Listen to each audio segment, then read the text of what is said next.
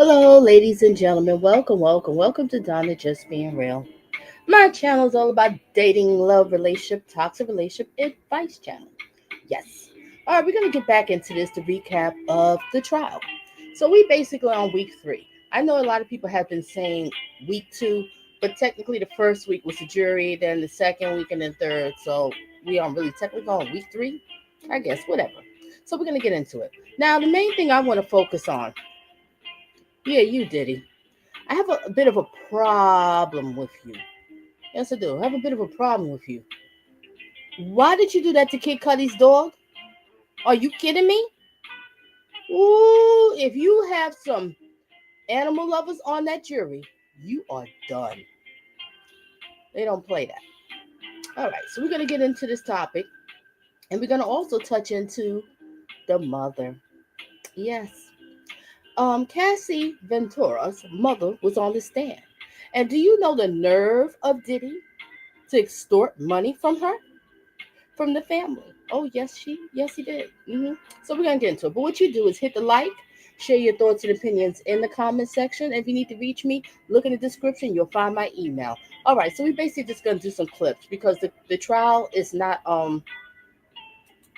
what I'm trying to say. Okay, the trial is not public, so we have to go by the clips and what different people's commentary and stuff like that.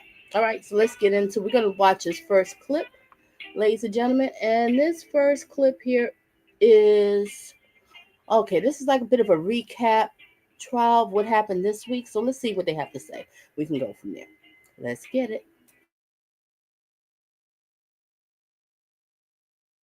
I'm Mike Marza, and the second week of testimony is now underway in the federal sex trafficking trial against Sean Diddy Combs. Today, several of Cassie Ventura's former friends were on the stand, as well as Diddy's former personal assistant. We're also getting a look tonight at some of the photo evidence the jury saw in this case, depicting injuries, drugs, and baby oil. Yes, the infamous baby oil we have heard so much about. In the lead up to this trial, we're going to talk with legal contributor Bernarda Villalona in just a moment. But first up, Eyewitness News reporter Darla Miles with a recap of what happened in court. The 4-day testimony of Cassie Ventura in the Sean Combs sex trafficking and racketeering trial in the rear view, but the testimony of the 3 witnesses Monday, all about Ventura. Returning to the stand, Don Richard, a cast member of the show, The Making of the Band, and a member of 2 singing groups founded by Combs. Prosecutors asking, was Mr. Combs made aware of these discussions? Richard responding, yes. How did he respond? Richard telling the court that Combs told her, stay the expletive out of my relationship. Y'all expletives are here to work. Stay out of my expletive relationship. The singer also testifying that after a 2009 skillet attack against Ventura, Combs told her the next day that Cassie was okay, and if we said anything, people could go missing. Prosecutors asking Richard, what do you take that to mean? Richard answering, that we could die. But attorneys for Combs sharply pointing out inconsistencies in Richard's account, asking if she knows the difference between hitting her with the skillet and attempting to hit her with a skillet or sitting it down. Defense attorneys asking, you have about 4 different recollections of what happened that day. Richard responding, no, I recall to the best of my ability. And as for the alleged threat, asking why Richard just told federal prosecutors about it for the first time last week. You didn't tell federal prosecutors that people go missing, a comment that you testified you could die, you don't remember that? Richard responding, no, I don't know about the notes that were taken. Also Monday, federal prosecutors releasing evidence in the case for the very first time, baby oil in Ziploc bags and pictures of Ventura's injuries, including a fat lip after the 2016 hotel assault. Today, we also heard from Carrie Morgan. She and Cassie Ventura were best friends almost 20 years. She testified that after that 2016 hotel attack, that Sean Combs came to Cassie Ventura's home. He was beating on her front door with a hammer. They never answered the door on that. And they say their friendship came to an end in 2018 when she said she was assaulted by Combs. This clown was beating on the door with a hammer. Resume. Cassie Ventura told her she was over-exaggerating and milking it. Darla Miles, Channel 7 Eyewitness News.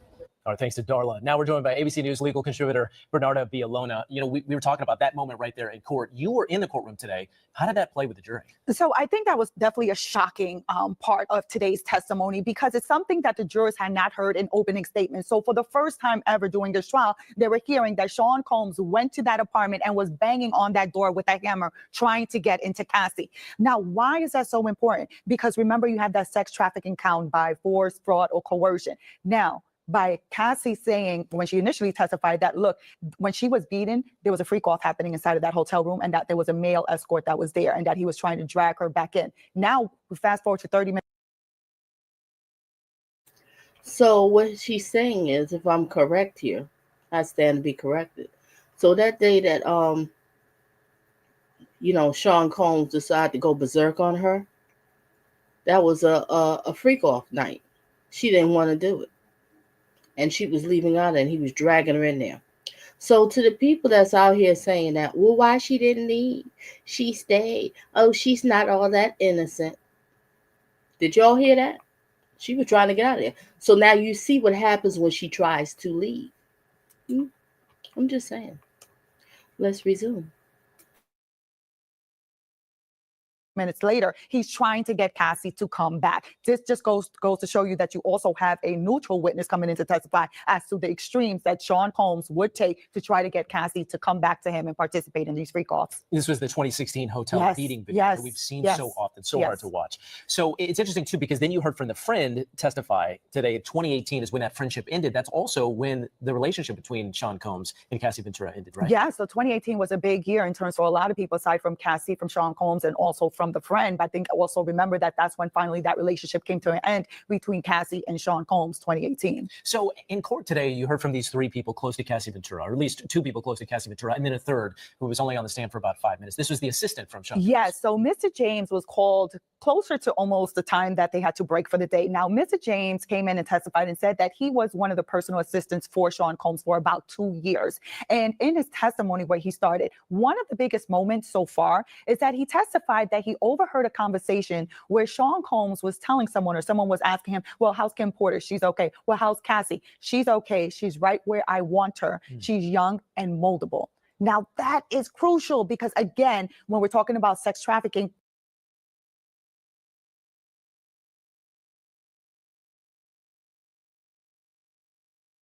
I have to rewind. I want to hear that one more time, what she just said. Let's resume. She's okay. She's right where I want her. She's young and moldable. Now, that is crucial because, again, that sounds like the words of a groomer, huh? He preyed on her. Yes, he did. Let's get back to it. When we're talking about sex trafficking, that force, fraud, or coercion. So this is the mindset, the intent that Sean Combs had, that he was able to mold Cassie into who he wanted her to be and to do things that he wanted her to do. Because over the hours of testimony we heard from Cassie Ventura last week, and the defense was trying to paint this as a consensual relationship, and violent, but consensual. But the prosecution is trying to hammer home that charge of sex trafficking, which a lot of the legal experts said may be a challenge. Now you're starting to get into some of that. Exactly. So one thing that we know that this case is going to be 6 to 8 weeks long. So not one witness is going to make out all the charges here. So the prosecution is putting their case together piece by piece by piece. So Cassie gave us the background into who Sean Combs was during that 10 to 11 year relationship. Now you have witnesses that are coming in to corroborate that testimony, because remember, when it comes to determining the credibility and believability of witnesses, is that you try to find what corroboration exists. For example, photographs of the injury to corroborate that she was physically assaulted. Other witnesses testifying as to what they also observed. So you're not just banking on what Cassie actually tells you. But this personal assistant, I'm curious to see, because the prosecutor is still trying to put together this criminal enterprise and the people that were part of this enterprise, as Sean Combs is the leader of this enterprise. We see the baby oil there, yes, and the knife. So let's talk about these two pieces of evidence here, because when this indictment first happened, we heard so much about the baby oil. Yes. How did that play with the jury? And then also this knife. What was the story behind the knife? So the story about the knife, this is something that came came up last week that in terms of there was one instant that Cassie was scared to the point when she was in her apartment, she actually put a knife by the door to kill two birds with one stone, right? To protect herself and also to keep whoever's trying to come in from coming in. So that's why that knife was there. But in terms of the baby oil, so finally we got more insight and we got photographs of the actual baby oil, but we know the baby oil was part of the freak offs, not that the baby oil was laced with any type of drug. So that definitely rumor was cleared up. Around, yes, that rumor was cleared up. Look, the baby oil specifically was for the glistening effect. Supposedly Sean Combs liked for Cassie as well as the male escort to be glistening and shimmering with baby oil. Again, graphic details that the jury's hearing. We expect also this case to get more in the weeds, if you will, because they're trying to prove this. What can we expect in the days and weeks to come? Well, we're still waiting on victim number 2. So victim number 2 is Jane. She's testifying under a pseudonym. So as you know from the indictment, there are 2 main victims, that being Cassie and victim number 2, and that's going to be Jane. So we have to get into what happened with Jane since she's charged on an indictment. So that's going to be a big moment. Jane, I'm sure, will be on the stand at least for 2 days to testify about what happened with her. We're also waiting to hear from Mia, who was an employee of Sean Combs, but also claims that she was assaulted by Sean Combs. We're also waiting to see, mom is going to testify, Cassie's mom's going to testify, and supposedly additional escorts are going to come in and testify as to these freak offs and how they cross state lines in order to try to get that sex trafficking. Do we think Sean Combs will testify? Oh, absolutely not. I mean, look, when it comes to whether a defendant will testify, only the defendant can make that decision. That is the decision that the judge puts on the defendant, and will have a colloquy with him to ask him whether he wants to testify. That is his own decision. Only he can make it. It's not up to his attorneys. Personally, I wouldn't put Sean Combs to testify on the stand because you got to think that the prosecutor has terabytes of text messages, of information on computers, of the video surveillance from when they executed the search warrant. So it's an open book as to what he can be crossed on. And when you're being cross-examined, you can't raise your hand and try to tap out and say, attorney, stop the questioning. No, it's an open book. So no, it's a wild card. And long way to go, Bernardo. Thanks for your perspective. As always, appreciate that. As we mentioned, testimony continues tomorrow in this case. We will, of course, be there, so stay with us. Okay, ladies and gentlemen, let's get into the next clip. All right, I have to see exactly what clip I have here. Da, da, da, da, da.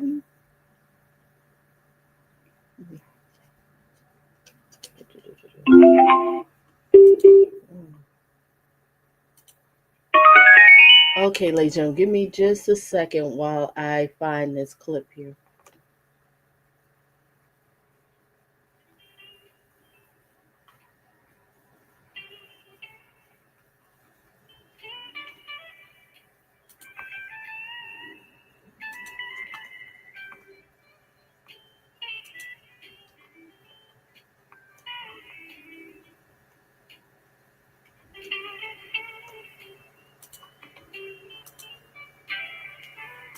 Okay, let's get into this next clip.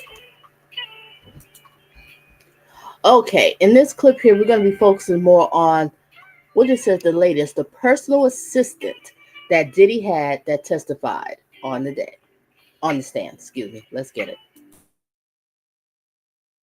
A former Bad Boy Records employee on the stand today in the Sean Diddy Combs sex trafficking trial, testifying about drugs that he says he witnessed and things that he was required to do to set up so-called freak-offs. Fox 6's Richard Giacobbe is live outside the courthouse in Lorman, having more details of the testimony playing out on the stand right now. Richard.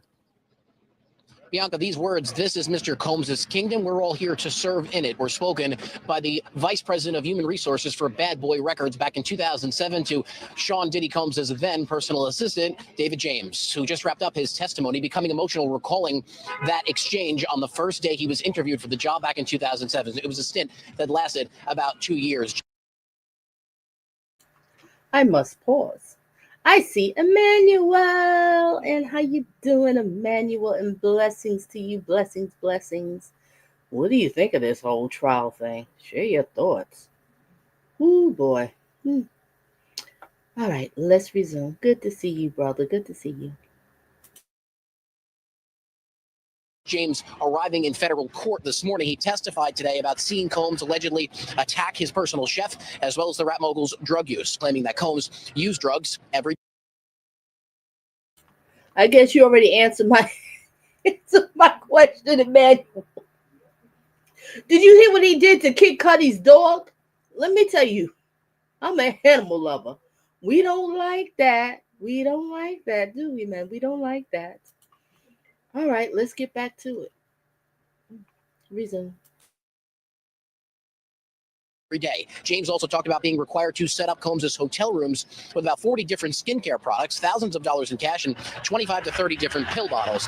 He also testified that he once walked in on a freak-off. Remember that obtaining and distributing narcotics, that's among the alleged racketeering acts in the prosecution's indictment of this case. Federal prosecutors are also trying to prove that Combs's violence would coerce Cassie Ventura to freak-offs with male escorts. One of those escorts, who Ventura claimed was the Punisher, will testify today, as well as Cassie Ventura's mother. Now, Cassie Ventura's mother, Regina Ventura, she was also seen walking in and has just taken the stand a few moments ago, and she told, so far, the prosecution that she can confirm that John Diddy Combs did, in fact, date her daughter, and that she saw less of her once she moved out to LA and was living with him throughout that time. Isn't this what these abusers do? They isolate you. Says she was seeing less and less of her mother. That was a control, isolation, and control her. Yep. But you have people on social media saying, well, she knew better. Why did she stay so long? Nah, she was there for the perks and the money and everything. Are you flipping kidding me? Are we sitting here bashing a victim? Are you kidding me? And the crazy thing about it is when I hear these people say this on the social media, you see how he whooped her butt in the video? Everybody's seen the clip. And now to find out in trial, it came out that the reason why she was leaving out there because she didn't want to do a freak off. She was trying to escape. So now to all the people that say, oh, why she stayed so long? Oh, yeah, she just stayed because of money and everything. Okay, well, then you see what happens when she tried to leave. You see. That's what they said on the stand. Okay. But like I said, we all just getting bits and pieces. We're trying to get the best that we can from this because due to the fact that there's no, there's no cameras there. All right, let's get back to the clip. Let's learn some more about what happened this week. Let's get it. Of course, there'll be a lot more unraveling today in court. For now, we're outside a federal court in Lower Manhattan. Richard Jacobs, Fox 5 News, Bianca. All right, Richard, thanks for the update on that one.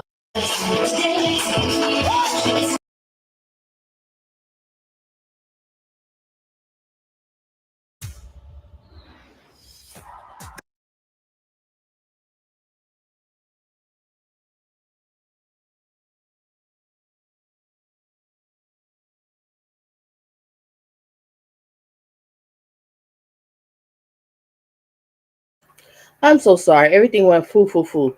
Okay, let me try to fix this so we can get to the next clip. Give me a second here, ladies and gentlemen.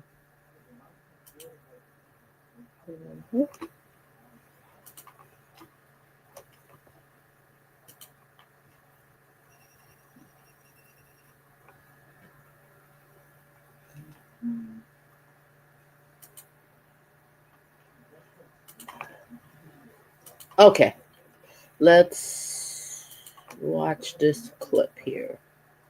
Oh, I'm messing up here. I'm so sorry. Everything's going foo. Okay.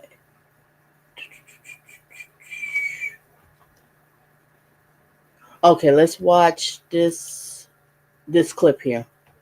Let's get it.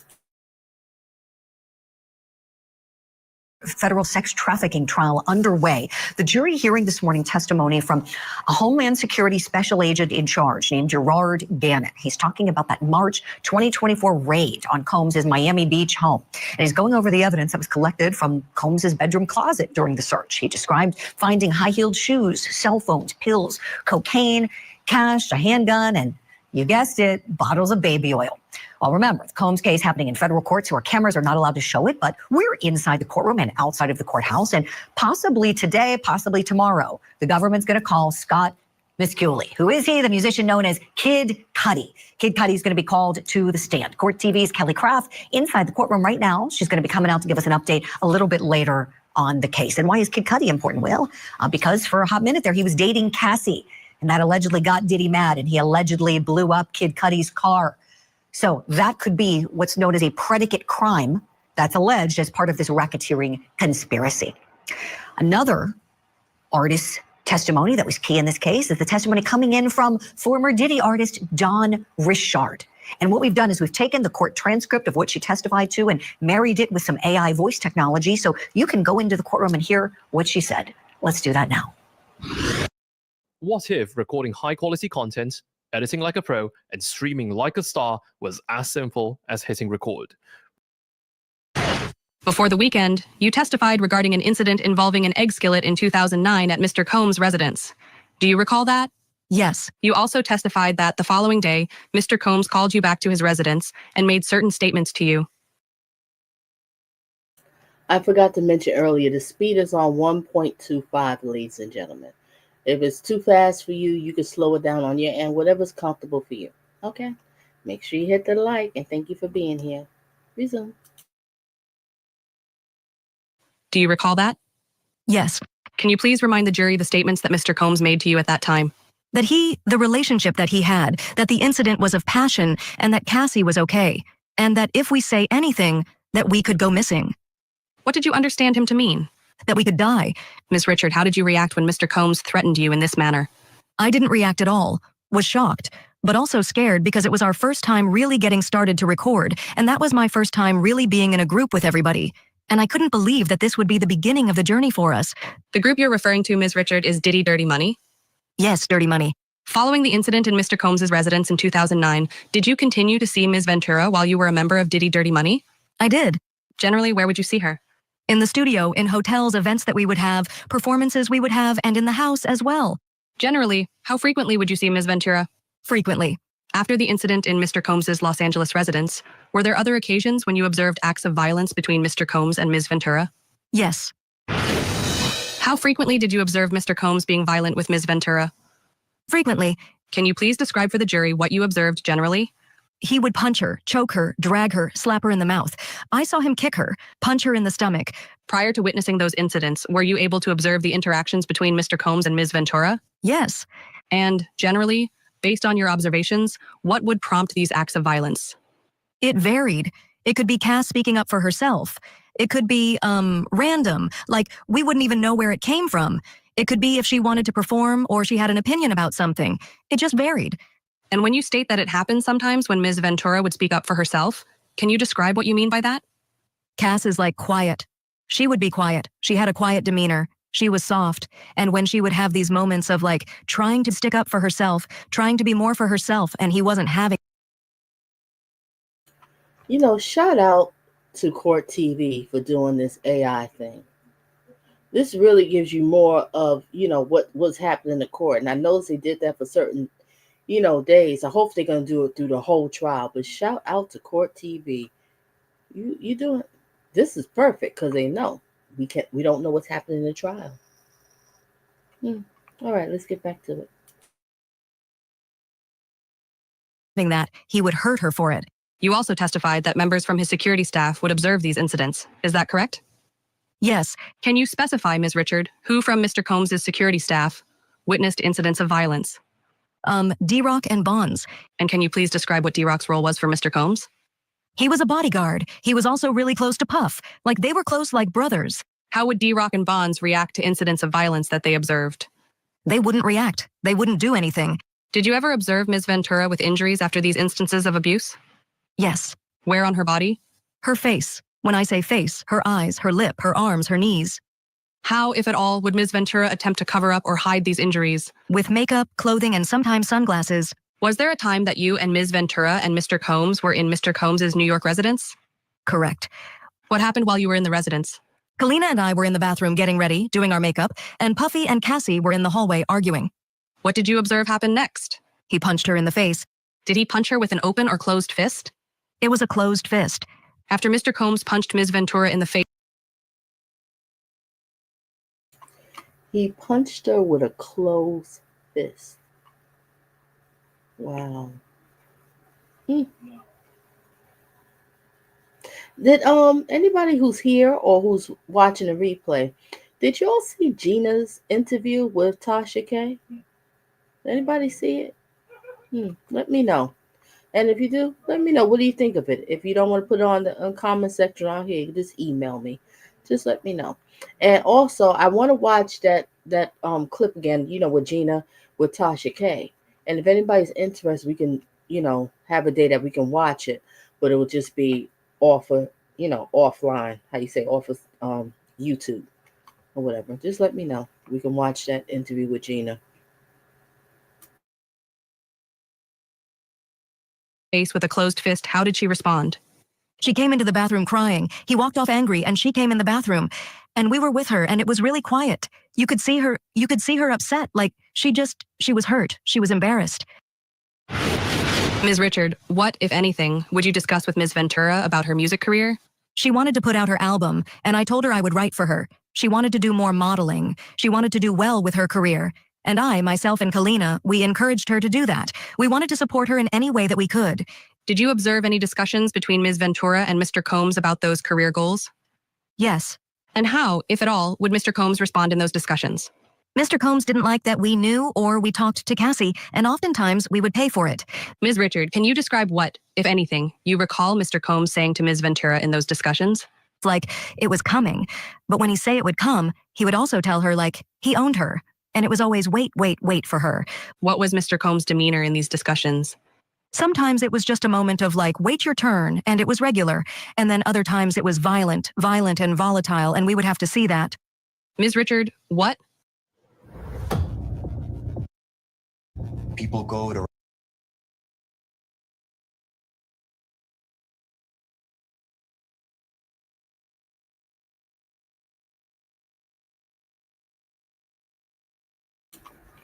You know what, Emmanuel, I 100% agree with you.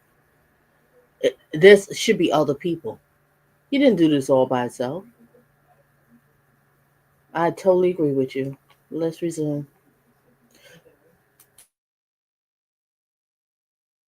If anything, would you tell Ms. Ventura after witnessing acts of physical abuse? We told her she should leave. How would Ms. Ventura react when you told her to leave? Cass looked torn. Like, she would listen, but I could see the fear. And what, if anything, did Mr. Combs tell you after those discussions? He didn't like it when Kalina and I would talk to Cass because she would tell him, and then he would come and we would pay for it. What, if any, threats would Mr. Combs make to you? Y'all are going to pay for it. It's always you do this or else something bad will happen to you. It was always that, like a threat, that if you didn't stay in line, there was consequences. What was Mr. Combs' demeanor when he made these threats? Sometimes it was a stern, like, moment to say it, and other times it was loud, angry, violent, and like, it's mean. It was mean.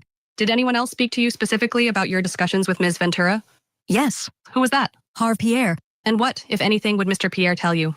Harv said it gets dark and lonely. And Mr. Combs used to say this too. It gets dark and lonely if you don't listen. It was very much like, y'all need to listen to him. Y'all don't want to deal with what happens if you don't. And that was stated by Harv and Mr. Combs. What did you understand that when Mr. Pierre and Mr. Combs said it gets dark and lonely? I had seen and witnessed brutality in a way that I had to believe that if the person that was supposedly in love with did what he did to her, what would he do to an employee? I imagine it would be worse than that. How did you respond to these threats? I saw what if you spoke out looked like, so I would oftentimes approach Mr. Combs like with softness and like, hey, how are you? It was always very much like, if I do it this way, I maybe will have a better chance than what the other way looked like. Did you continue to try to intervene in Mr. Combs' relationship? No. I made a decision that it would be best for the safety of myself to not interfere, because I don't think she was ready to really do anything. 3 different witnesses of the Sean Combs. Diddy's federal sex trafficking.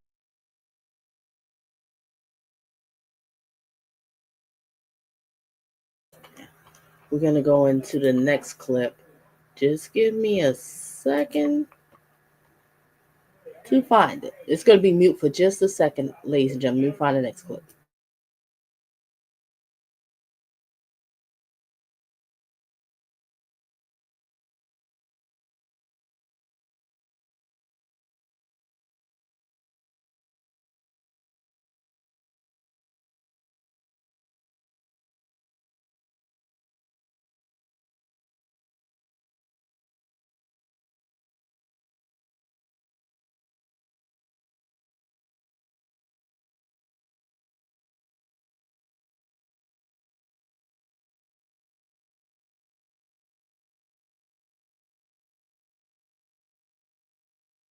Okay, let's hear this real quick clip.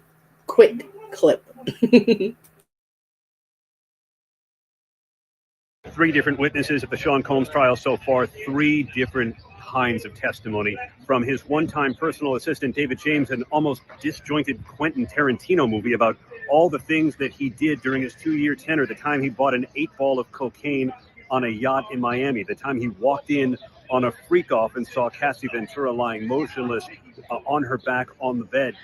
And then Cassie Ventura's mother, Regina Ventura, talked about taking pictures with a Kodak digital camera of all the bruises all over her daughter's body because she said she wanted to memorialize them. There was no cross-examination for Regina Ventura. And now on the witness stand, one of the escorts, a guy named Sharray Hayes, who went professionally as the Punisher, talking about how Sean Combs and Cassie Ventura hired him as many as 12 different times at first to create a sexy scene. Did y'all hear that? All right, let's get into the next clip here. Give me a second.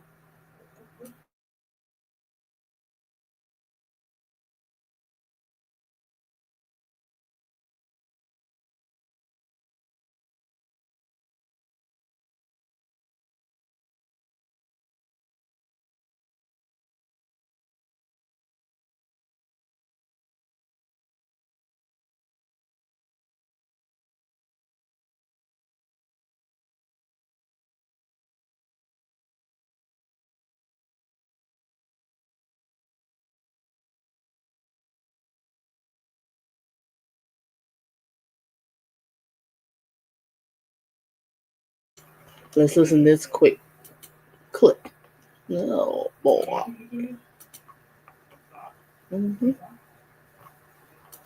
All right, let's get it.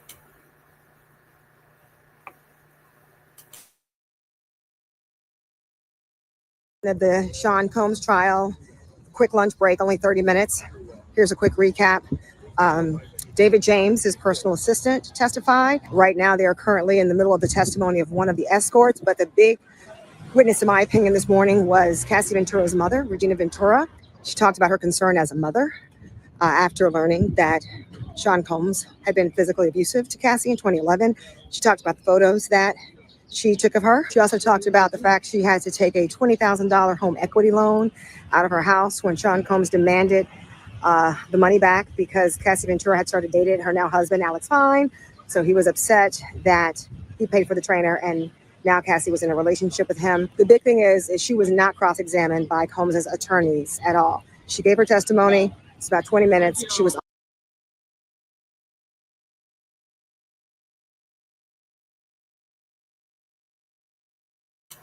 That is so sad.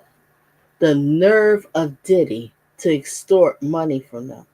And that Cassie's mother and father had to put up their house that they had for years that Cassie grew up in to pay this sleazeball money, right? And the nerve of him a few days later give it back to them. If that's not a narcissistic, sociopathic move, I don't know what is. The nerve of him. But you notice he extorted $20,000, but she ended up getting $20 million. See? Yeah, Diddy, you thought you was doing something, didn't you? Now look at you. Look at you. Resume. All right, we're going to see this next clip. Oh, just give me a second. It's going to be silent for a second. Let me put up the next clip, ladies and gentlemen.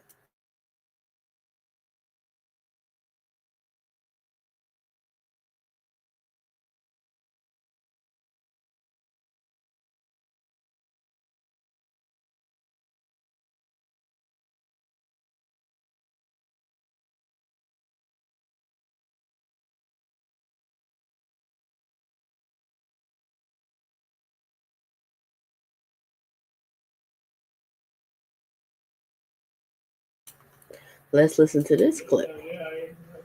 Let's get it. Diddy Combs returns to court for the 9th day of testimony in his sex trafficking and racketeering trial. Could be a big day. Rapper Kid Cudi, who once dated Diddy's ex-girlfriend Cassie Ventura, expected to take the stand. Good day's Briella Tomasetti outside federal court with what we can expect. Briella, what's happening? Yeah, Tana Tashani, here's the run of show. Kid Cudi will take the stand immediately after Diddy's former personal assistant, George Kaplan, wraps up his testimony. Kaplan said that he bought drugs twice for Diddy, once in Miami and another time in Los Angeles with cash that Diddy gave him. Earlier in the day, though, we heard from psychologist Dawn Hughes, who testified as a blind expert on abusive relationships, a major component of the prosecution's case. Hughes explained that women who say they're abused often stay in relationships with their abuser and that many victims wait months, even years, before telling someone what happened to them. Defense attorneys also cross-examined investigator Gerard Gannon, who was the special agent in charge of the raid on Diddy's home in Miami last year. Gannon told the court that his team recovered. Emmanuel, you know, you and I, we've been rocking for a long time. We are so sick and tired of these enablers. These enablers. And they're getting away with stuff. Why did it take for the indictment for a mom to publicly say anything? All these enablers make me sick. I can't stand it. You too, BG. We don't like enablers on this channel. We can't take it. And I'm so sick and tired of these enablers. These clowns could not have done it all by themselves. They had help. All right, let's resume. Thank you, ladies and gentlemen, hanging in here with me. Let's get back to the recaps. Covered around 36 bottles of baby oil, gun parts, and drugs. He said 6 people were at the home when it was searched, including a music producer and a property manager. Diddy's lawyers argue evidence in the case reflects domestic violence, but not sex trafficking. It's a long trial, and we're just getting started. And we have a lot of witnesses to go. We have a lot of weeks to go. And as the summer gets hotter, I'm sure so will the trial. Today, Kid Cudi will talk about his brief relationship with Cassie Ventura back in 2011. Last week, Ventura told the court that Diddy physically assaulted her when he found out about their relationship. Now, she also said that Diddy threatened to blow up Kid Cudi's car, and a police report from the time indicates that Kid Cudi's convertible was set on fire by an incendiary device in early 2012, but Diddy was never linked to that investigation. For now, we're live here in Lower Manhattan. Dan, back to you. Briella, thank you very much. And our team will continue to provide extensive coverage of.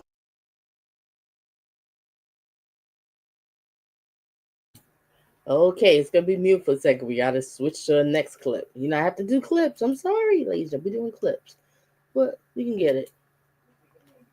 Can't stand you, Diddy. I never did like you. Never did. I thought something strange about you. And I lost a lot of respect for you when you had those young kids. Well, whatever, the young ones on the band, and you knew they was desperate and hungry to be successful in the rap game, R&B game, and the nerve of you to tell them to walk across the Brooklyn Bridge miles away to get you a slice of Junior's cheesecake. And you told them, or else, if you don't go and get the cheesecake, well, then your career is over. Are you kidding me? And I remember when I was watching Making the Band. I'm sorry, ladies, I have to, share my thoughts. And when he made them walk across the Brooklyn Bridge to get him some Junior cheesecake. And then also how he was trying to manipulate everybody. Because I remember that the light-skinned girl, the R&B singer, right? The girl, she was married with kids. And she started to realize the crap that was going on. But I think you wanted to hit her. I think you wanted to get some of those cookies. And you was mad because she was married. She wasn't trying to give you cookies. She was only trying to be there, be professional. And you was giving her a hard time. I bet you she was on the stand. She'll have some stories to tell. You low-life piece of crap. Who are you to tell people to walk across the bridge and go and get you some darn cheesecake? And then you was walking around here. Do you know who I am? I am. Do you know who I am? Now look at you. You're sitting in a flipping cell. All right, let's get back to it. All right, it's going to be mute for a second so I can get to the next clip.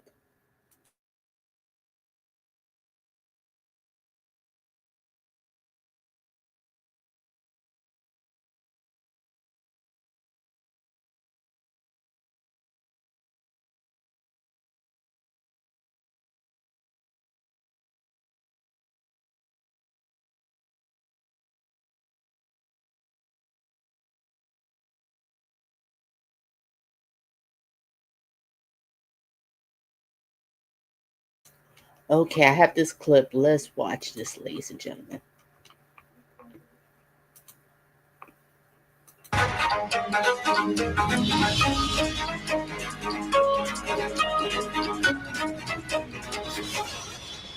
to take you now to New York City as testimony is back underway in Diddy's sex trafficking trial. Court TV legal correspondent Kelly Craft is there for us. She's joining us outside of the courthouse with the latest. Kelly, good morning to you. We just saw that video sent in of Kid Cudi walking in, smoking that cigarette, getting ready for the big day. When is it supposed to happen that he's going to be called up?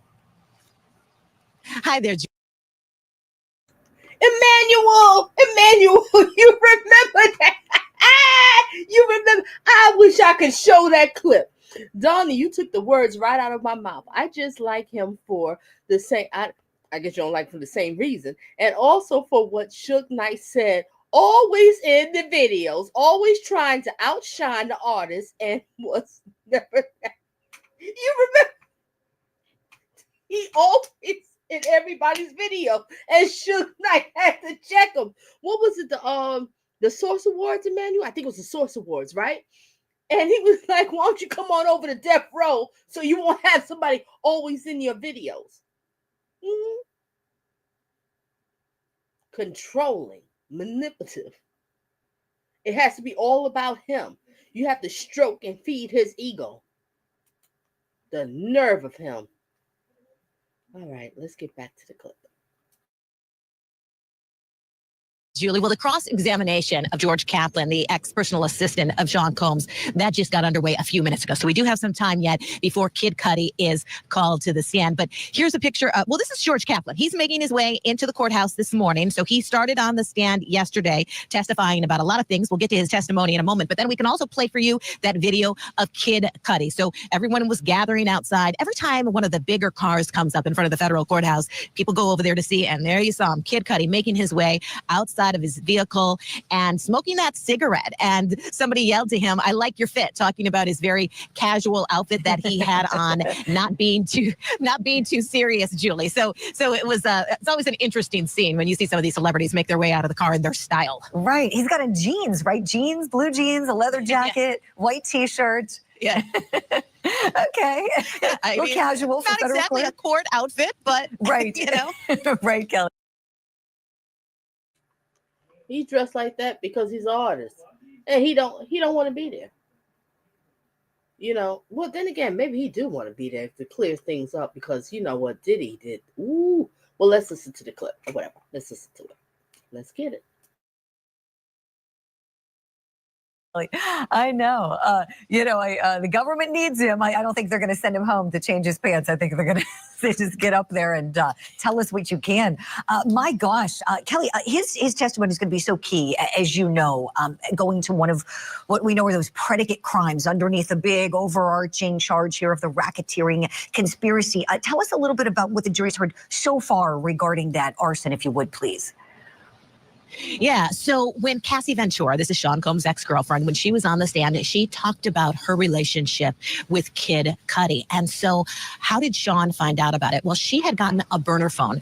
That was something, Julie, that on cross, defense counsel was really asking her about. So you got a burner phone to hide the relationship that you were having with Kid Cudi, to cover up that you were being unfaithful to Sean Combs. And she just said, well, I did have the burner. Unfaithful to Sean Combs. Sean Combs was doing triangulation. He had Kim Porter, he had Gina, and then he had Cassie. And I don't know what other women he had in the mix too. Diddy and likes he was men. playing all these. We said? Diddy likes men. He's Diggler the Dick Tickler. Mm-hmm. Like I was saying is, he was playing all these women together. It's called triangulation. This is what a lot of narcissistic, toxic people, sociopaths do. They play people against each other. So he'll say something to Gina, about Cassie, and he'll say something to Cassie about Gina, and they don't know that he's planting stuff in their head so they can go against each other. Because this builds his ego. He feels strong. Look how these women fighting for me. And he was doing the same thing with Kim Porter. And I think Kim Porter was realizing she was getting fed up and she was tired. That's when she wanted to write the book. And then eventually Cassie came along and she wanted to write a book. Triangulation. Y'all have to be careful when you're in a relationship with a guy or vice versa, the guy with the girl. You have to be careful because you can be in a relationship with somebody. They'll try to pin you against another person, and they know you're not talking to that person, communicating with that person, so they can say anything to you, and you'll believe it. And they telling somebody completely different, and that's how a lot of violence happen, arguments happen. It could be with friends, it could be in a relationship, it could be even your parents, your mother, your father could do triangulation with the children and then pin the kids against each other. It's very dangerous because it never turns out right. It never does. It's an ugly thing. And this is what Diddy did because he got his ego off of it. Having these women fighting for him, getting upset. Oh, you were spending Christmas with them and not me? How could you? How could you? Mm-hmm. Yeah. Mm-hmm. Watch out, ladies and gentlemen. All right, let's get back to it. Phone, but it was during one of those freak offs, Julie, that Sean then looked at her regular phone, not her burner phone, and she saw some messages. He saw some messages between Cassie and Kid Cudi. He did not like that. Again, this was during one of those freak offs. And then that led to that beating at the Intercontinental Hotel in Los Angeles. We've seen that video before. So Kid Cudi rather, is going to be talking about his relationship, although it was short, with Cassie Ventura. And Cassie was testifying that they pretty much had to end their relationship out of fears for their life. And that there's information that Sean Combs he had someone torch Kid Cudi's car. So we're going to be hearing about that. And I believe that. I think that she was feeling him. He was definitely in love with her. I think he said on the stand that he was in love with her. And she might have had love for him too. But she was worried about his safety. Because she knew Diddy was a nutcase. And when we found out what the heck he did to him. And the nerve of him. He can run out here with all type of women. But when she's out here with another man, he wants to go berserk. Are you kidding me? But what really bothers me, how he's trying to extort money from her parents. Diddy, that was low down and dirty. And I'm sorry, when those people heard that in the jury, you don't have a chance. You don't have a chance. And especially after you locked up his dog. Oh, the animal rights people, they don't like that. I know I don't. Resume. My goodness, Kelly, my goodness. Yeah, my understanding, Cassie was telling the jury that Diddy said it was going to happen when she and he were going to be out of the country, and that Diddy wanted Cudi's friends to see it happen.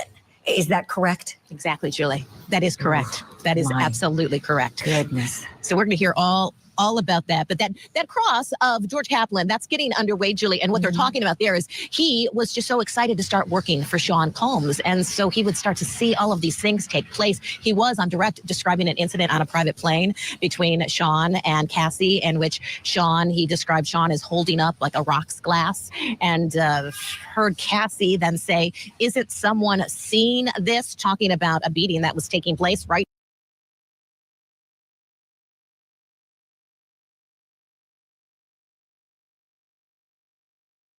Emmanuel, you brought up something. I meant to talk about this today, but I think I'm going to do another day.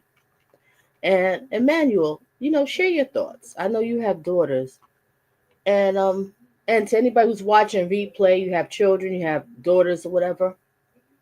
I'm trying to understand what father would let his young daughters sit in a trial like this and listen to all of this stuff that's happening. To me, my opinion is why he's doing it, because he's selfish. He thinks about only himself, and he's using his children, his daughters, his sons, as some sort of sympathy to get out of jail, knowing that your daughters are sitting there hearing this disgusting stuff that you do. But you don't care, because all you worry about is yourself, and you don't realize what this could do to them. First of all, you're the biggest embarrassment as a father. And you would have your daughter sit up in that courtroom? Now, with the sons, I'm not trying to be funny, but I think they so far gone. I really do. But those young girls, they don't need to be there. Your daughters don't have to be there. Yes, I know they're going to eventually find out, but they don't need to be sitting in that courtroom hearing it. They should be home hearing it and then find out and then, have comfort from their family, whatever, have questions discussed, not sitting in a courtroom. They walked out that courtroom twice, I hear. I could be wrong. Stand to be corrected. Ladies and gentlemen, let me know. So, Diddy, you seen them walk out the first time. You didn't say something and say, look, I don't want my girls there. My daughters will not be there the next time. I'm sorry, they won't be there because it's too much for them. They walked out. But you didn't care. So they came back and had to walk out again. You didn't care. You just thought about yourself. You don't have any respect for women. You don't. You don't. You don't have respect for women. Not at all. You don't have respect for anybody, men, women, anything. Oh, anybody. All right. Let's go back. Emmanuel said something. All that success and all he had to do is treat people right. And that was too much for him. That's it. Simple as 1, 2, 3. That's all he had to do, Emmanuel. You got to be a special kind of piece of you. Know that when it's not enough to abuse human beings, but you had to extend it to animals. Oh, you done, Diddy. The animals? When I heard that, I was like, are you kidding me? What else Emmanuel says? Let's get it. Absolutely not. He's trying to play the sympathy card with his family. No way in I would want my daughters to hear that kind of crap. And I promise you, they will never look at him the same again. Bingo. No way. But he doesn't care, Emmanuel. He doesn't care. It's all about him. I couldn't believe it. When I first seen him going to court, I said, did he got his daughters in this? Are you kidding me? And then, you hear people say, well, they grown. They can make their own decision. I don't want to hear this. They're not grown. The daughters. And you know darn well those daughters going to do anything that Diddy says. And if Diddy says, I don't want you there, they're not going to be there. Point blank, period. And I personally feel if Kim Porter was alive, there's no way he would let her daughters come in that courtroom. Mother to mother. I could be wrong. But I don't think Kim Porter would be like, daughters, you're not going to go to court. You're not going to sit there and listen to this. All right, let's get back to it. I know it's kind of a long live stream, but we got to do the recaps. Let's get it. And to anybody who's watching stuff, I hope everybody has a great and a blessed and a safe Memorial weekend. All right, let's resume. There in the moment. Now, George eventually left because he said he was tired of hiding the domestic violence from everyone. So he's a former executive assistant to Combs, and he testified that he witnessed Combs be violent with Ventura while on that private jet in 2015. He did hear that glass break and saw Combs standing over Ventura. He told the jury that Ventura did scream, "Isn't anyone seeing this?" So that's been some of the testimony. He has testified to several incidents of domestic violence that he saw at the. So he's saying that Cassie screamed at anybody see this. They'll let you know, yeah, they see it, Cassie, but they enablers. They're not going to say nothing. They're just going to put their heads down and keep quiet. That's what they're going to do. And it happens so often. So often. Resume. Hands of Sean Combs toward Cassie, and then also a name we've heard in this case, Gina. Julie, when Cassie was on the stand, as well as one of her friends, that was Carrie Morgan, she was saying that Gina was a real problem. George Kaplan was talking about some domestic violence that he witnessed toward Gina as well, a time when Sean was throwing apples really hard at Gina, and Gina was covering her face. Oh, my goodness. It gets worse every day, Kelly. I tell you what, this testimony, it is bad. And as you know, domestic violence and sex trafficking are not mutually exclusive things here, that one can be part of the other. And so all very key testimony that you're sharing with us. Now you hear what he says about Gina. He was whooping on Gina too. Anybody watch that? What she was talking about on Tasha K? but she doesn't want to come on the stand. She's disappeared. It could be two reasons. Maybe she's scared to death. Well, three reasons. Maybe she's scared to death. I don't know that something could happen to her. You know, she doesn't have a husband. She doesn't have anybody. You know, at least Cassie has a husband. She has somebody to protect her. She's by herself. That's number one. Because if you watch the interview, you could tell she's very, um, I could tell. I just put it like this. After watching the interview, I could see why she didn't come on here. All right, what I just said. Number one, it could be that she's scared to come on the stand. Something might happen to her too. Maybe she don't want to rehash the things that happened, because you know the cross exam and cross they're gonna really rip her.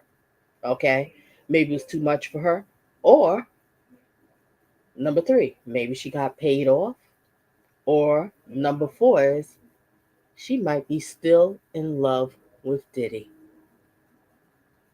She might be still in love with this loser.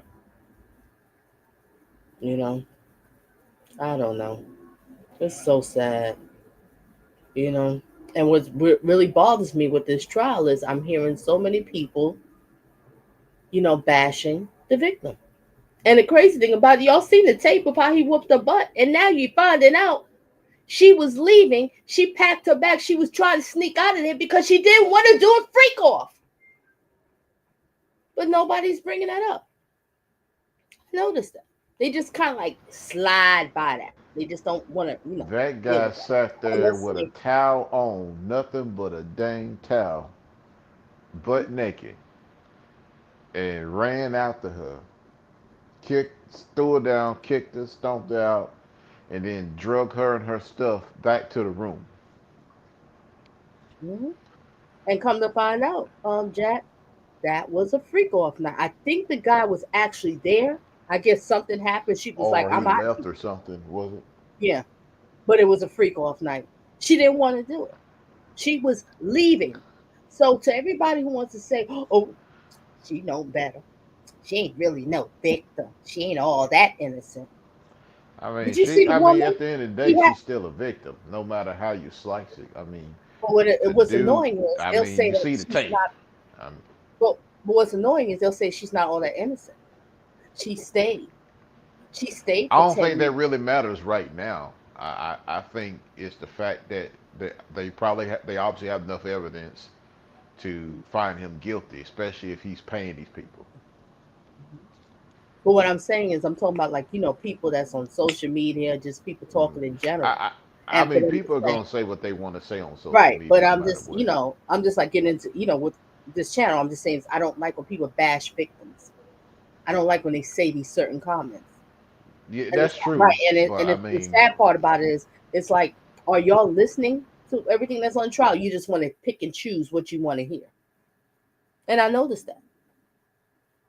They pick and choose.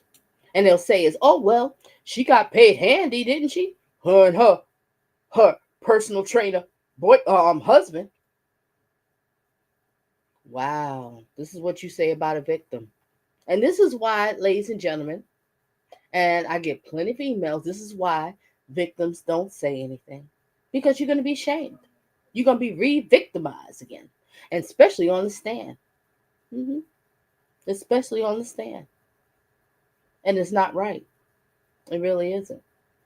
So when I hear these ignorant people talk about, well, why she stayed that long and she got the perks, she got all that. Oh, wow. That's how you feel? Okay. Well, I just pray it don't happen to your daughter. I pray it don't happen to your sister. I pray it don't happen to your mother. And when it does happen, I hope they don't say that, well, why'd you stay so long? Why? You ain't all that innocent. or your Or son, because anybody. Diddy likes men. And sons. Well, you know, I cover a lot with men being abused. I do a lot of that too, because men get abused too. So why don't people say, "Oh, why Big you a Mill, you man? need to testify. Why you a man? Why don't you say something? Why you let a woman punk you out like that?" I don't ever say that. I don't ever say that because you don't know the situation, what he's going through. When I was covering that George Torres with Psycho Sarah. So people don't know what's happening, what's going on when people is trauma bond. There's been abuse and you're in a controlling relationship. They tell you can't do this, do that. People are scared. Hmm. All right. I want to get into the therapist, what the therapist has said, but I'll do that probably another day because it was a therapist that was on the stand. And the same psychologist, psychiatrist, I can't remember exactly what it is, so I don't mean to be, downgrading her career, or whatever. But she was the same woman that was on the Amber Heard trial with I'm sorry, Johnny Depp and Amber Heard. And she was the one that was talking about Amber Heard, talking about how, she have histrionic personality disorder, borderline personality disorder. So now people want to say, oh, this therapist, she just so much for the women, whatever. So y'all idiots that's covering it. If you do your research, she was on the Johnny Depp trial, and I think she was looking out for Johnny Depp. Donna, I think she's just, Donna, people they know this. They here's the thing, Donna. Here's the explanatory for everybody. They know this. It's just the fact that it's called selective politicking. Okay, it's selective politics. It's like they pick and choose who they favor and who they don't favor, and you can put them with the same crime. They'll Whoever they favor will try to absolve them from the crimes, but then people who they don't like they'll end up just sticking it to them on the crimes. So it's selective politics. People are gonna switch up when it's convenient. Like with you were just saying about the lady who was fair about the Amber Heard, and the same is about Diddy. I mean, she did a fair analysis of it, uh, just like she did with Amber Heard. So I don't know why people are now all of a sudden saying, "Oh no, she don't know what she's talking about," but then she knew what she was talking about when it came to Amber Heard. That doesn't make any sense. But we know it's selective politics. hmm and it really is annoying. So if you're gonna say something, do your research. Because I didn't know who it was until they said on the thing. Because we can't see what's in the courtroom, and they said, "Oh, it's the same woman." I said, "Oh, that's her. Oh, she's good." So to people that's watching my channel who might don't know, you can go back to my past video because I did a whole thing with her when she diagnosed Amber Heard. So you can get to see who she is, how she looks, how she operates as a psychologist or psychiatrist. I'm not sure. I don't know, and I don't want to downplay her education, but she's highly educated. So you can go back and look at it to see. To the ones that's like, oh, who's this woman? What is she talking about? Oh, she probably just on Cassie's side, the woman to woman thing. No, when she was on Johnny Depp's trial, she was on Johnny Depp's trial, on Johnny Depp's side. So, it's not about that. Oh boy, I tell you, people are just something else. I'm trying to figure Cassie's father out. Oh, we gotta talk about that. Why you say that? Hmm. Why you say that? Interesting. Okay, let's get back to it. Kelly, I know you need to get back in there, get warm, my friend. Thank you so much for the update. We'll look forward to more. Oh, it ended. it was at the end. I could have just stopped talking. All right, ladies and gentlemen, it's gonna be mute for just a second while I go and find another clip.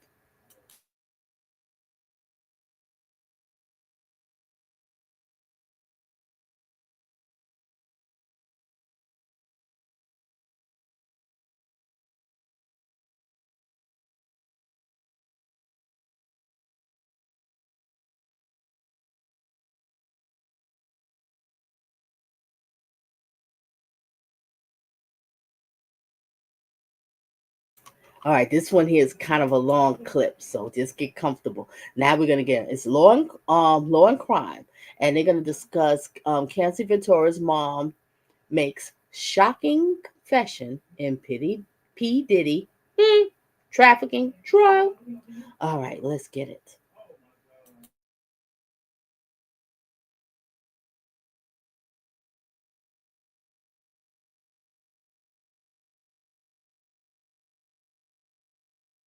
Combs trial is underway, and this time it was Cassie Ventura's mother who took the stand. Ventura, who dated Combs for 11 years, previously testified that the music mogul physically abused her, raped her, and forced her into drug-fueled sexual encounters with male escorts. Now, her mother, Regina Ventura, is corroborating key details, including witnessing some of the alleged abuse firsthand and taking a home equity loan out to wire Diddy $20,000. I'm your host, Kennedy Walker, and you're watching Law and Crime.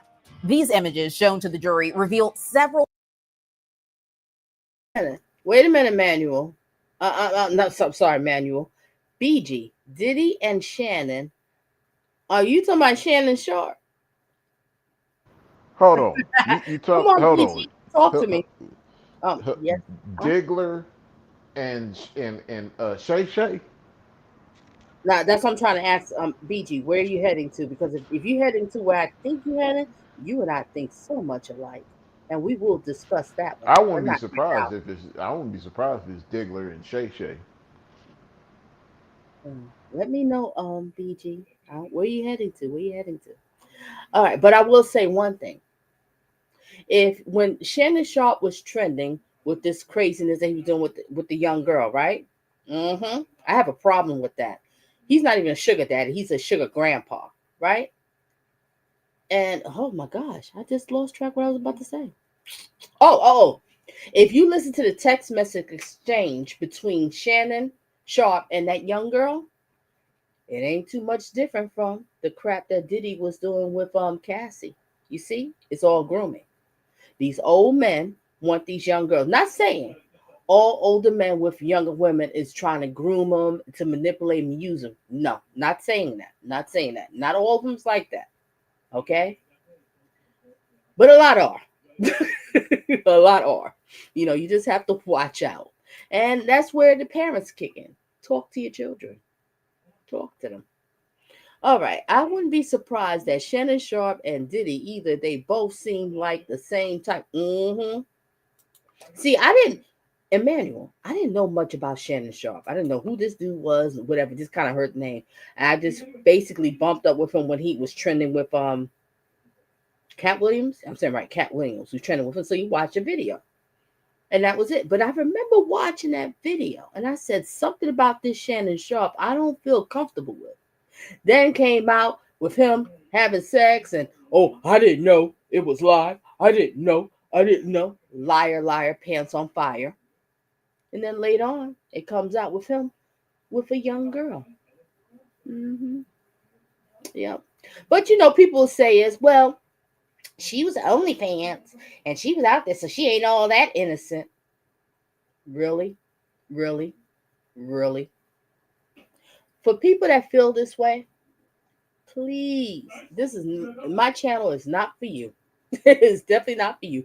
Go to your other channels that feel this way, because over here, we don't do enablers and we don't think this way. That's all I have to say. All right, let me get into this long clip because it's kind of long here. I'm doing a lot of talking. Let's get it. Because I really want to hear about with Cassie's mother. And it's so sad, mother to mother. I got to sit there and take pictures of bruises on my child.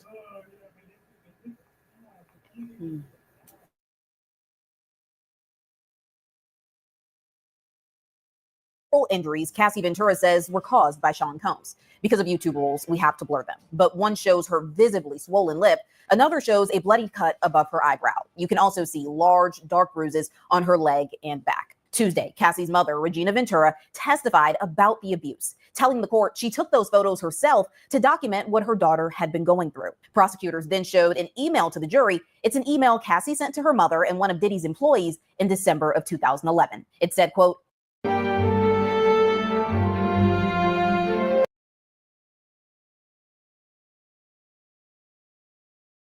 towards me by Sean Puffy Combs, or that he is going to release 2 explicit sex tapes of me. One on Christmas Day, maybe before or right after, and another one sometime soon after that. He has also said that he will be having someone hurt me and Scott Miscuddy physically. He made a point that it wouldn't be by his hands. He has actually said that he'd be out of the country when it happened. Cassie's mom testified that when she read this email, she was, quote, physically sick. Now, this email references Mr. Miscuddy, who is better known by his stage name, Kid Cudi. He and Cassie were dating in 2011. Again, I repeat, To the ones that saying why she stayed that long for 10 years, are you listening? Are y'all following the trial and finding out what's happening? Y'all so stuck on, oh, well, she was with a rich guy. She's getting all these perks of money. That's why she all stayed. You know Here's an what? example, Really, you Donna. got some ignorant people on here. That Ignorant if people. they listen to that Money and Muscle song with G, I think it was Black Robber G Dep, Money and Muscle. You remember that song I was playing, and Mm. how Diddy was talking about, yeah, I'll take your social security number, yeah, I'll find where your parents at and all this kind of stuff. Mm-hmm. I'll put $1 million on your head. That's what I'm saying. This man was threatening people. People And was, he said it in the music, in the song. He actually said it oh, in the song with the G Dep, Black Rob. Yeah, ooh. it's called Money and Muscle. I think the Money Muscle. Mm. I gotta check that one. Okay. Emmanuel, what did Emmanuel say? Emmanuel going in. You don't play. I would have a I would have held a press conference that day showing the injuries to my daughter, along with those pictures that she could have possibly stopped that a lot sooner. Mhm. Emmanuel don't play. You don't play with your girls. Yep. Because I don't understand. Emmanuel, talk to me. What the hell would Diddy have those girls sitting up in the courtroom listening to this? Are you kidding me? And some people say, well, they're old enough, they can make their own decision. And maybe they want to be there. No, no, no, no, no, no, no. They still in high school. They just had a prom. I'm sorry, ladies. I'm just getting a little tight right now off of this. This really bothers me. I'm so tired of people bashing victims. This is why victims don't say nothing. Mm-hmm. And a lot of rapes happen in college. Mm-hmm. A lot of young girls in college. Date rapes in college, or, guys slip a little something in the drink. Mm-hmm. It really. Oh, who did I just see in here? Who just popped up in here? Do I see Abby? Donna, DV is real, and you must be careful what you do and when you do it. Bingo. She came in here strong, Abby. Good to see you. Good to see you. All right, let me get back to college. You, Emmanuel, the military. Ooh, you just gave me a chills. I was going to cover a story about some woman that was in the military, because that happens a lot.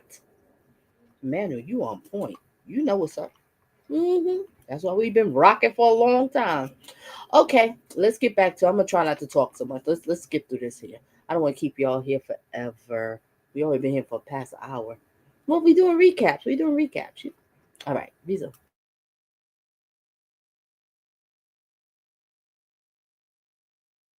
11 when she was on a break from Mr. Combs. Last week, Cassie testified that Combs found out about the relationship after reading through her emails during a freak-off. She says Diddy allegedly flew into a rage, tried to attack her with a wine bottle opener, and later destroyed the hotel room she had been staying in, covering it with urine and feces. Cassie also told the court that Combs allegedly threatened to blow up Kid Cudi's car and to release 2 explicit videos of her. That brings us back to her mother's testimony on Tuesday, where Regina Ventura echoed.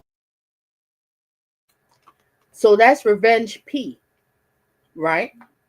He threatened to release videos of Cassie. That's Revenge P.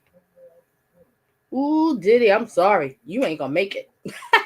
You're not gonna make it. You're not gonna make it. That's a crime. That's extortion. Mm-hmm. Now I'm starting to see. In the beginning, I'm gonna be honest with y'all, ladies and gentlemen. In the beginning, I couldn't understand. Like, oh, we keep hearing this, keep hearing this. Let's get into what he's there for, right? Now I'm starting to understand where United States is heading to. They building something. We'll see. We'll see. It's still early because this is probably, I think it's an 8-week trial or something like that. So it's still time. All right, let's get to it. Reason.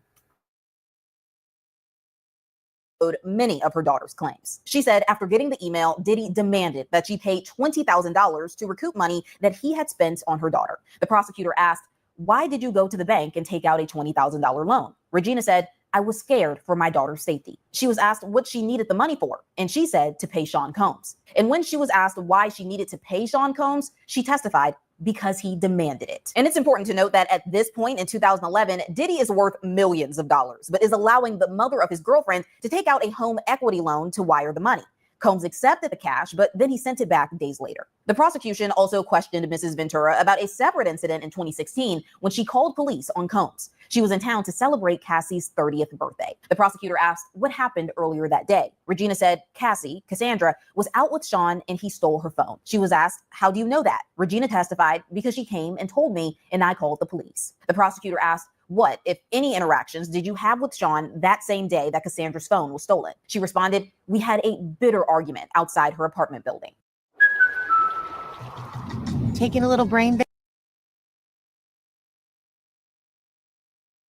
Then describes the altercation that Cassandra's phone was stolen. She responded, we had a bitter argument outside her apartment building. Mrs. Ventura then describes the altercation. She says, I was yelling, screaming, and trying to hit him. Cassie, she says, wasn't there. She was inside her apartment, and the altercation happened outside of the building. Regina said Combs eventually returned the phone, but took Cassie's car with him as he left. The defense declined to cross-examine Regina, allowing her testimony to stand uncontested. Sean Combs denies all.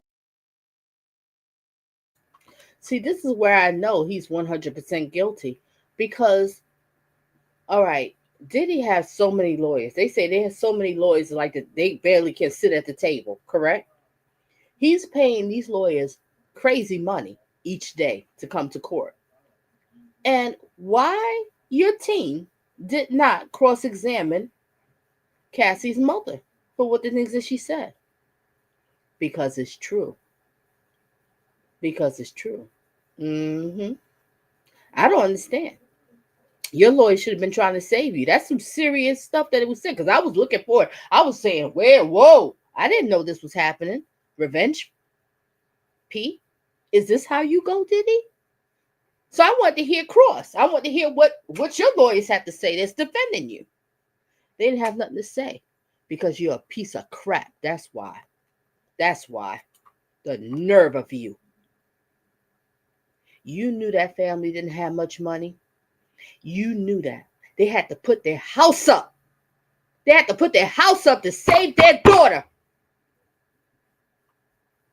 And then a nerve of you a few days later, I'll just give you back the money. Oh, and let me share this too.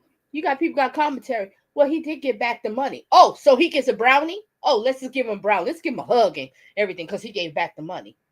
That was manipulation. He was gaslighting her family. Because you was mad. You didn't have your That was psychological warfare. Yeah, that's what it was. He gaslighted them. You knew this. You was with Cassie for 10 years. You already know her background. You already know her family background and how they was living, but you didn't care. So you decided you wanted to do that because it's control. Oh, well. Karma is something, isn't it? It's something else, right? Resume.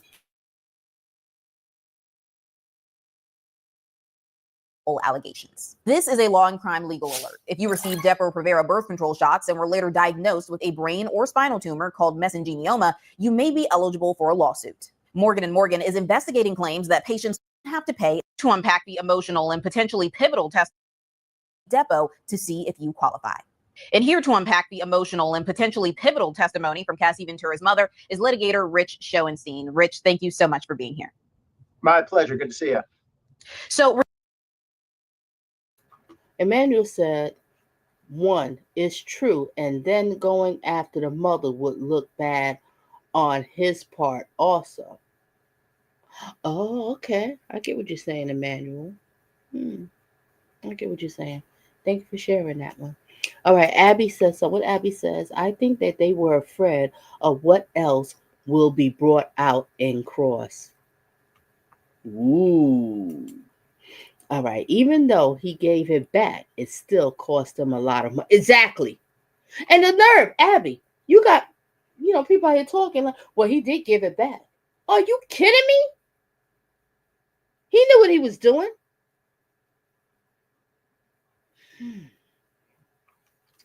Oh, well, It is what it is. All right, let's get back to. I know I kept saying I wasn't going to talk. We're going to get through this one. I'm going to try not to. Matter of fact, I'm going to hush up. Zap, zap. Y'all keep talking. I'm just going to zap and listen. Regina Ventura told the jury that she took photos of her daughter's injuries and even paid Sean Combs $20,000 after he allegedly threatened to release explicit videos. From a legal standpoint, how significant is her testimony? I don't know how significant it is as a legal matter. I think it emotionally packs a wallop that could be effective from the jury. I think you accomplish a whole bunch of different things by putting her on the stand, including this really weird story about how her daughter shows up with bruises and then Combs wants money, which makes absolutely no sense. Why would he need money from Cassie Ventura's mother? And then she sends him money. I mean, there's a lot there substantively, but I think the point of her testimony is far beyond that. And you make a good point there. I mean, why would Sean Combs need the money? Back then, he was worth tens of millions of dollars. He's now worth hundreds of millions of dollars. Why would he need a payment of $20,000 from his girlfriend's mother? Do you think that that was just a part of control?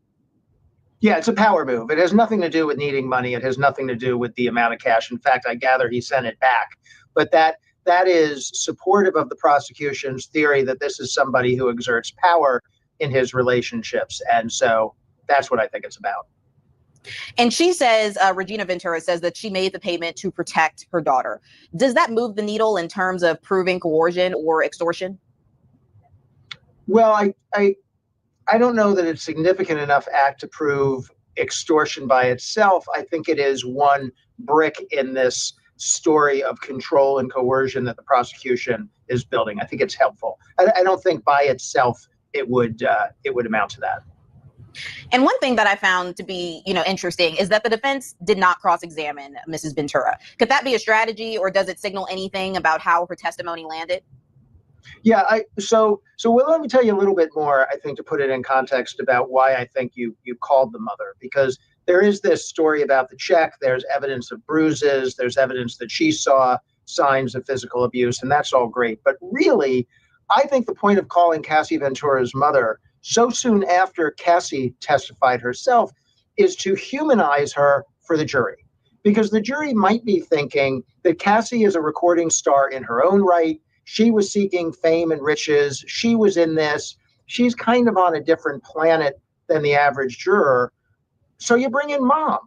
This is not just another recording star. This is somebody's daughter, right?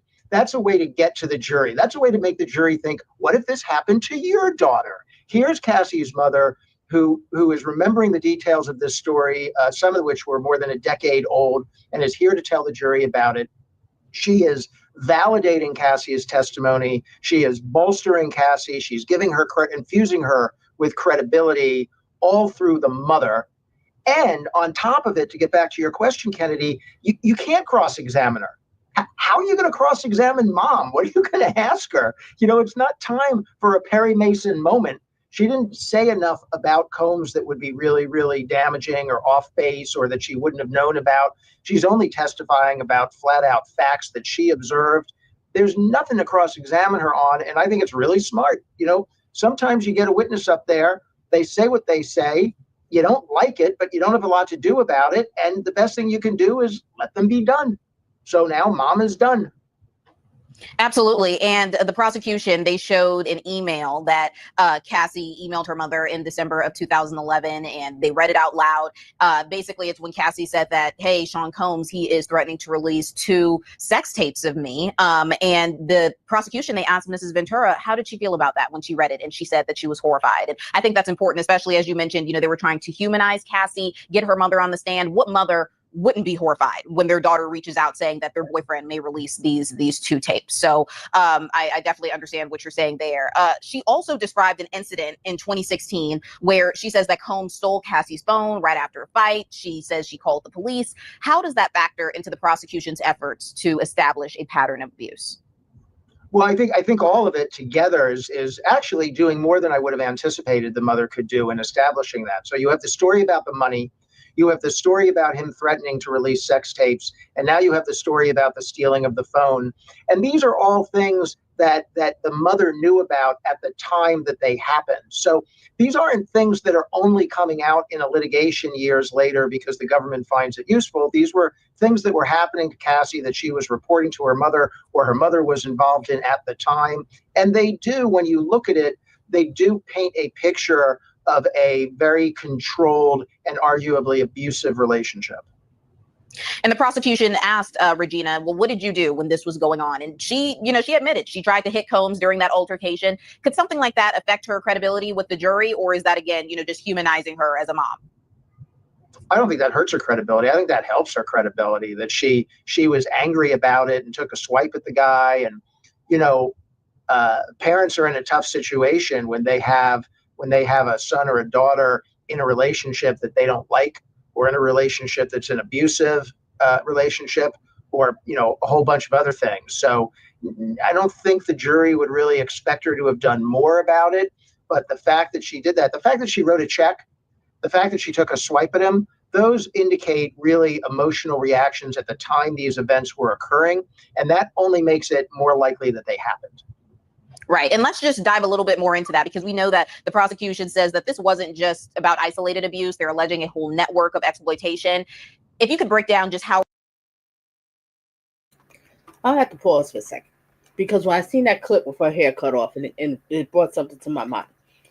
I remember, with them dating and Cassie with Diddy. And then all of a sudden I turned, why is this beautiful girl with most beautiful hair, and why would she shave the side of her head? I never understood that. I said, is something wrong? Why would she do that? It didn't even match.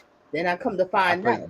Well, it's two levels to it. The first one, what you just mentioned, and then the one, because let's be honest, Diddy is gay, but he has to what I'm hide it. saying.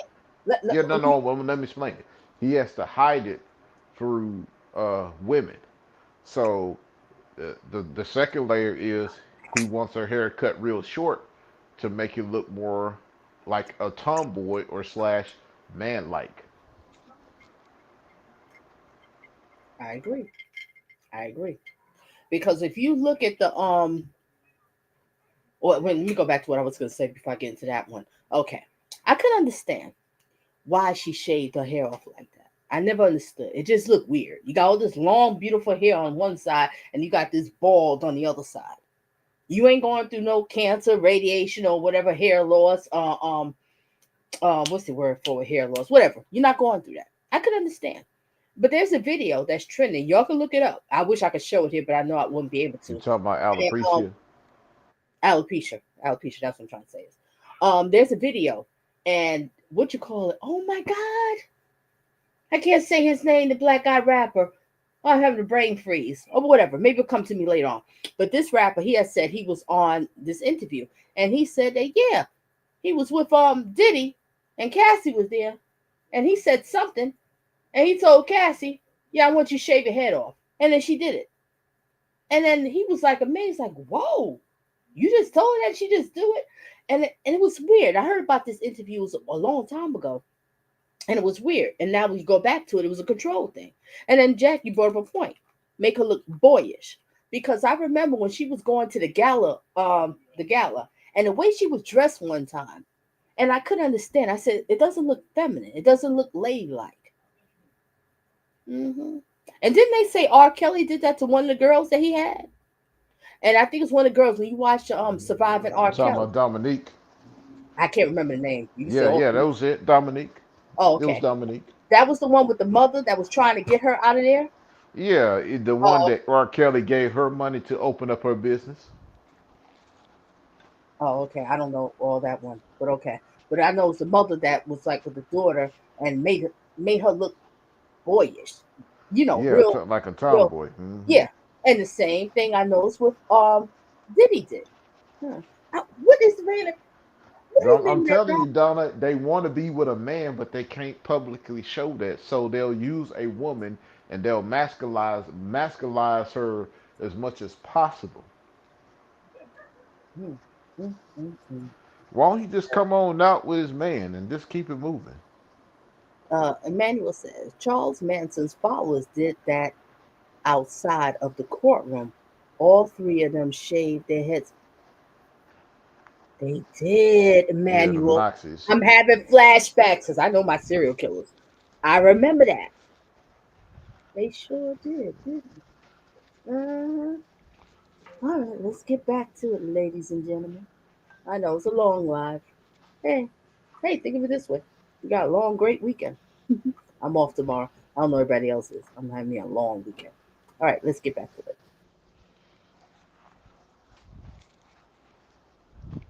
Regina's testimony supports that larger narrative, because there are some people questioning, why was she on the stand? How does this prove, that Sean Combs is guilty of RICO and his other charges? And yes, maybe it may be domestic violence, but how does it really bring the whole case together? Yeah, well, it doesn't bring the whole case together. And when you watch a case like this that's going to last a couple of months and it's going to have dozens and dozens of witnesses, there's only a few witnesses like Cassie herself that are really going to tie a lot of pieces together. Most of the witnesses are only going to offer a morsel or two. So, and the abuse part of this case, right? They have that tape. They have the tape of the incident in the hotel that's really graphic and hard to watch and definitely demonstrates abuse. And the prosecution's point is that's not a one-off. That's just the time we got it on tape. But this kind of thing happened all the time, physical and emotional. Here are some examples. Here are bruises 10 years ago. Here's a story about requiring a financial payment. Here he is stealing her phone. And so the mother can bring in a few of those pieces. She's not there to prove a RICO violation. She can't testify about what the prosecution is calling Sean Holmes' criminal enterprise, but she can pinpoint some of these individual predicate acts or partial predicate acts of physical abuse, emotional abuse. That's all she's there for. And speaking of that physical abuse, there are photographs that Regina says she took of Cassie's bruises, her swollen lip. How powerful can photographic evidence like that be in a case like this one? Well, it's powerful. It's really critical, right? Because otherwise you have the testimony of the victim, which might be discounted as a he said, she said thing. You have some corroborating testimony from people like the mother who say, I saw bruises, or there's another witness who says, I heard them fighting and yelling in the next room, or I witnessed a beating. You have some witnesses like that. But, jurors like to see real solid evidence and videos of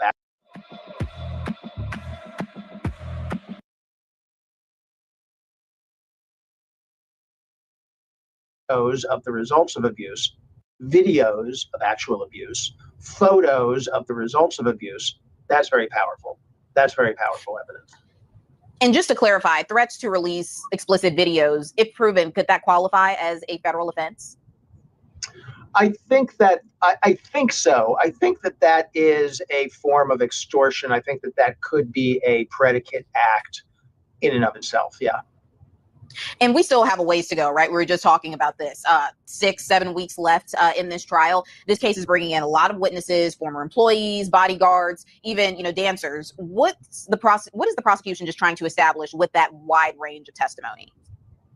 Well, as we've been talking about this, the prosecution has a lot of ground to cover. So the prosecution has to establish that Combs used a criminal enterprise to conduct his criminal activity, because this is all dressed up as a RICO claim, right? Nobody has any question that there was physical abuse here and other abuse that is probably illegal. But the charge in this case is conspiracy to commit RICO violations and trafficking of prostitution, and simple abuse, no matter how bad it is, no matter how graphic it is, doesn't establish all of the elements of those claims. So the prosecution has to have a lot of different witnesses to establish. First of all, they want to establish that he did these kind of things, not just to Cassie, who he has a relationship with, but to other people, that this is his method of dealing with people. He uses control, he uses threats, he uses force. They want to show that that's a pattern of his conducted over a long period of time, using his enterprise and all the people who work for him to help him perpetrate. That's what they want to show. And then they've got to connect it all the end and explain to the jury why it amounts to a RICO violation. That's the really hard part in this case. And one of the witnesses that recently took the stand was Mr. Combs' former assistant. He made some serious claims, including stories of drug use. He mentioned seeing Mr. Combs with guns and things of that nature. How important is that evidence in connecting him with the criminal enterprise? So I think it helps paint the picture, but I don't think it surprises anybody that there was drug use here. These are very wealthy people in the entertainment industry, so there's going to be some drug use. I don't think it's a shock that there were guns involved. There's no claim in this case that they were in possession of illegal weapons that I know about. So they have guns, they have money, they use drugs, they have prostitutes. I mean, that's not going to be the ordinary way of life for the people sitting on this jury, but they're going to understand that this is another world, and those things standing by themselves don't prove any criminal activity. Right. Well, this case has drawn comparisons to other celebrity trials, even R. Kelly's. Do you see any legal parallels here? Well, I think there are some parallels. The big difference is the R. Kelly case largely involves minors, and that's a big difference because those acts can't be consensual because there are minors involved. So that's a whole different ballpark as far as I'm concerned. This case involves activities with adults that may not be like anything the people on the jury have seen or participated in, but could still be consensual, which affects the rest of the case. So I think it's a little bit different from the R. Kelly case in that regard. Well, let's talk consequences. If Combs is convicted on these federal charges, what is he facing? Well, I can't break it down. We need a chart and a paper and pen to break it down for you. But he's facing the rest of his life in jail for these. I mean, if you put all these charges together, if he gets convicted, especially of the RICO stuff, he would probably spend the rest of his life in jail. Right. And Mr. Combs has, denied all of these allegations. He actually just brought on a new attorney that makes the 10th in his massive legal defense. How does that affect how prosecutors build a case like this when you're dealing with someone that has an extreme amount of resources? Yeah, it makes it difficult. The prosecutors, as a general matter, prosecutors have way more resources than the people they prosecute, right? There are a lot of people in the criminal justice system who can't afford a lawyer and have to use one that's provided for them from some sort of legal aid or something like that. Or they do afford a lawyer. They can't afford a team of lawyers like Sean Combs has. So it is you're going up against much stiffer competition. I don't think just the number of lawyers on the other side really matters that much. The question is, who are they? And I know that Sean Combs has some very good criminal defense lawyers on his team. So that. Yep, he got a whole bunch of lawyers, right? But there's no way Diddy is not going to get charged for something. Because I know when those jurors hear that when he extorted money from her mother like that, that's not good. And if you have animal lovers and they hear what you did to Kid Cudi's dog, and I heard somebody else's commentary, I don't know how true it is, but that was his emotional support animal. Ooh, Diddy, you done. Mm-hmm. But hey, you in jail, prison, you got all the men around. They willing to give you all the things that you want, if you know what I'm talking about. So you should be comfortable. You should be comfortable. All the sausage, the bacon, the biscuits, and the eggs, and the toothpaste, and the tuna and top ramen. The oodles and noodles. You know that bathtub, the oodles and noodles with Diddy. Look at Diddy happy. He know what you talking about. He said, yeah. That's right. You gonna be in your element. Yeah. You son of a gun. You piece of crap. You low life. Well, he can't bring baby oil to the cell, so it's going to have to be petroleum jelly. The nerve of you to have your daughter sitting in that darn courtroom hearing this crap. Are you kidding me? I thought fathers were supposed to protect their daughters. What the heck is he doing? I thought that's what he's supposed to do. Am I wrong? I don't know. We got another clip. It's kind of long. Hey, what the heck? Let's just get to it. Let's watch this other clip that I have. Yeah, Diddy, we on you tonight. I'll be back with you next week. We'll see what happened next week. All right, let's watch this clip. Why did I save this clip? What does it say? P. Diddy on trial. 7 ways Cassie explosive testimony could bury Sean Combs. Let's listen a little bit of this one in the sidebar. Let's listen to some of this. drugs, sex work, physical violence. Cassandra Ventura made some serious allegations against Sean Combs when she testified in his criminal trial over the course of several days. But how did this potentially help the prosecution? Well, I'm going to sort through her testimony, tie it to the specific elements and charges in order to make sense of how all of this was relevant and important in proving the government's case. Welcome to Sidebar, presented by Law and Crime. I'm Jesse Weber. Exactly, Abby. I think he's good. Okay, so let me tell you what we're going to do here. There was a lot in Cassandra Ventura's direct Yeah, he testimony. might Let me not say it get again. no baby A lot. oil. Urination, violence, figure out sex a way. acts, a blown up car, Suge Knight. The allegations I'm glad to are see you, horrific. Abby. I'm glad you- They are disgusting. They are disturbing. When I repeat them at times, I actually kind of get nauseous. Now, this is all from her direct examination, by the way, because at the time of this recording, she hasn't yet faced cross-examination. We will do a separate episode on that. But the question becomes, from a legal point of view, and this is the central question, why is all of this relevant to the case? Okay, so how does it tie into the overall case for the prosecution? More specifically, I am going to explain how this is being used to prove the prosecution's case. Now, in order to do that, I'm sorry, ladies and gentlemen. Let me see if I can find another clip because I don't think it was something from Sidebar I wanted, but I don't think it was with this one. But I like his style. I like his commentary. All right, it's going to be silent for a second. Well, I could just try to find the next clip. Yeah, Diddy, we looking for another clip of you. Yeah. Okay, give me a second here. I don't think I want to do this one. No, I don't think it was that one.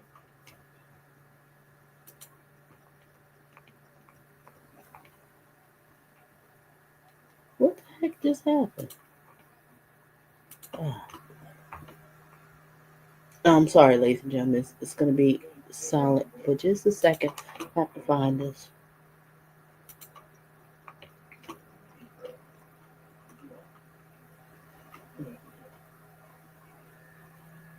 Was it this one? Let's just watch this one here. Okay. There was a sidebar. Cassie Ventura's mom makes shocking confession, P. Diddy. I don't think it was that one. Maybe I didn't. Oh, boy. Just give me a second, ladies and gentlemen.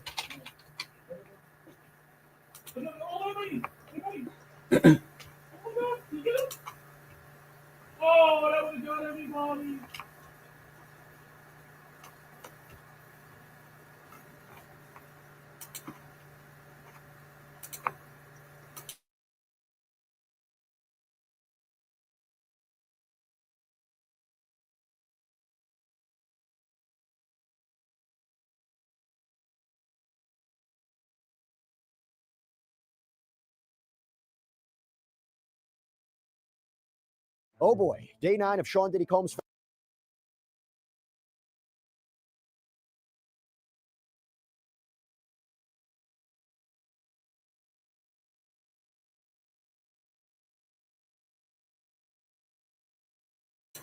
We're going to watch this clip here. We're going to focus more on Kid Cudi.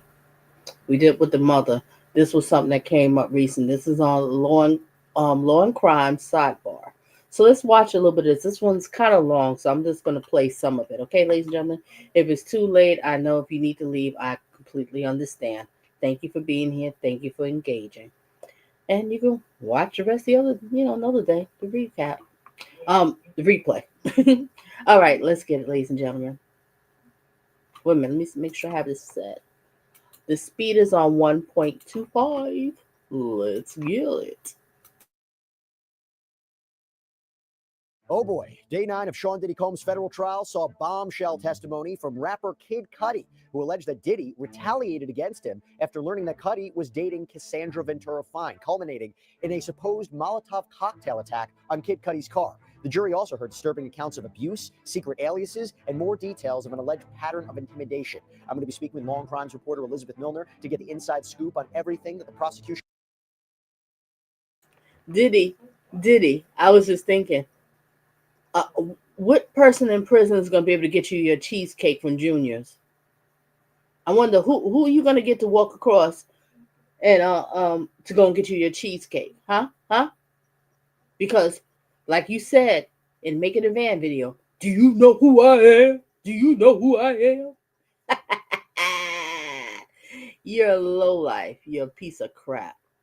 You and plenty of men that's like you. That's what I have to say.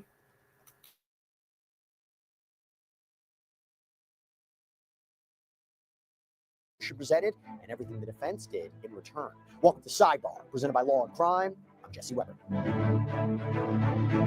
Hey everybody, this is another Law and Crime legal alert. If you received Depo-Provera birth control shots and were later diagnosed with a brain or spinal tumor called meningioma, you may...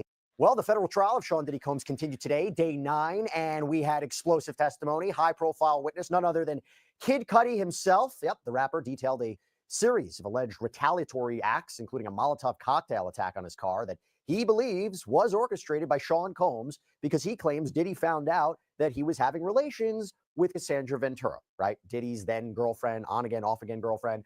And the jury also heard even more disturbing allegations of alleged abuse against Ventura. Fine. Hotel records revealed even more about Diddy's movements, possible attempts to even obscure his whereabouts. We can see where the prosecution's going. So we're going to get into all of this. I want to bring back on, I should say, here on Sidebar, Law and Crimes reporter Elizabeth Milner, who has been inside that courtroom for every day of this action, including today. So much to get into, Elizabeth. Before we even get into Kid Cudi, just tell me, we haven't talked about it in a while, what is the atmosphere in the courtroom? Who's showing up for Diddy? And overall, what's his demeanor like?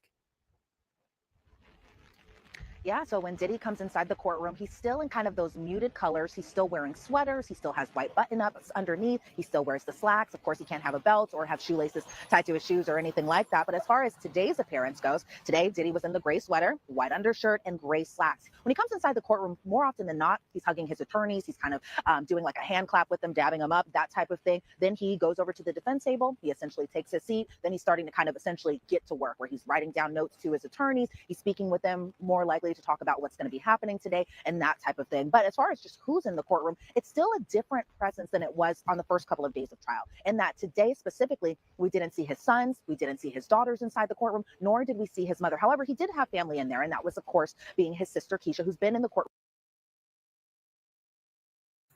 I'm watching this with y'all. So his mother and his daughters wasn't at the court. Interesting. But your sister came. I was wondering about the sister. I don't hear much. I didn't know Diddy had a sister. But she's probably totally opposite from him. Totally opposite. Okay, resume. Every single day of this week. But as far as other support goes, he did have one of his childhood friends inside that courtroom too, and then possibly some of the public who are just generally fans of Diddy. The other day, I actually saw somebody in the gallery who was sitting kind of towards the back row on the public side, giving Diddy kind of a heart, and then Diddy gave the heart back because he also sometimes goes by love. And so I think he kind of appreciates the public support when he's inside the courtroom, but for the most part, he's essentially getting inside that courtroom, getting to work, and anticipating what's going to be coming of another day of trial. It's fascinating because we do a lunch show every day. And I would say the majority of people who watch and take the polls, they think the evidence supports his conviction. They think he's guilty. I think that's a fair estimation, a lot of what we're seeing.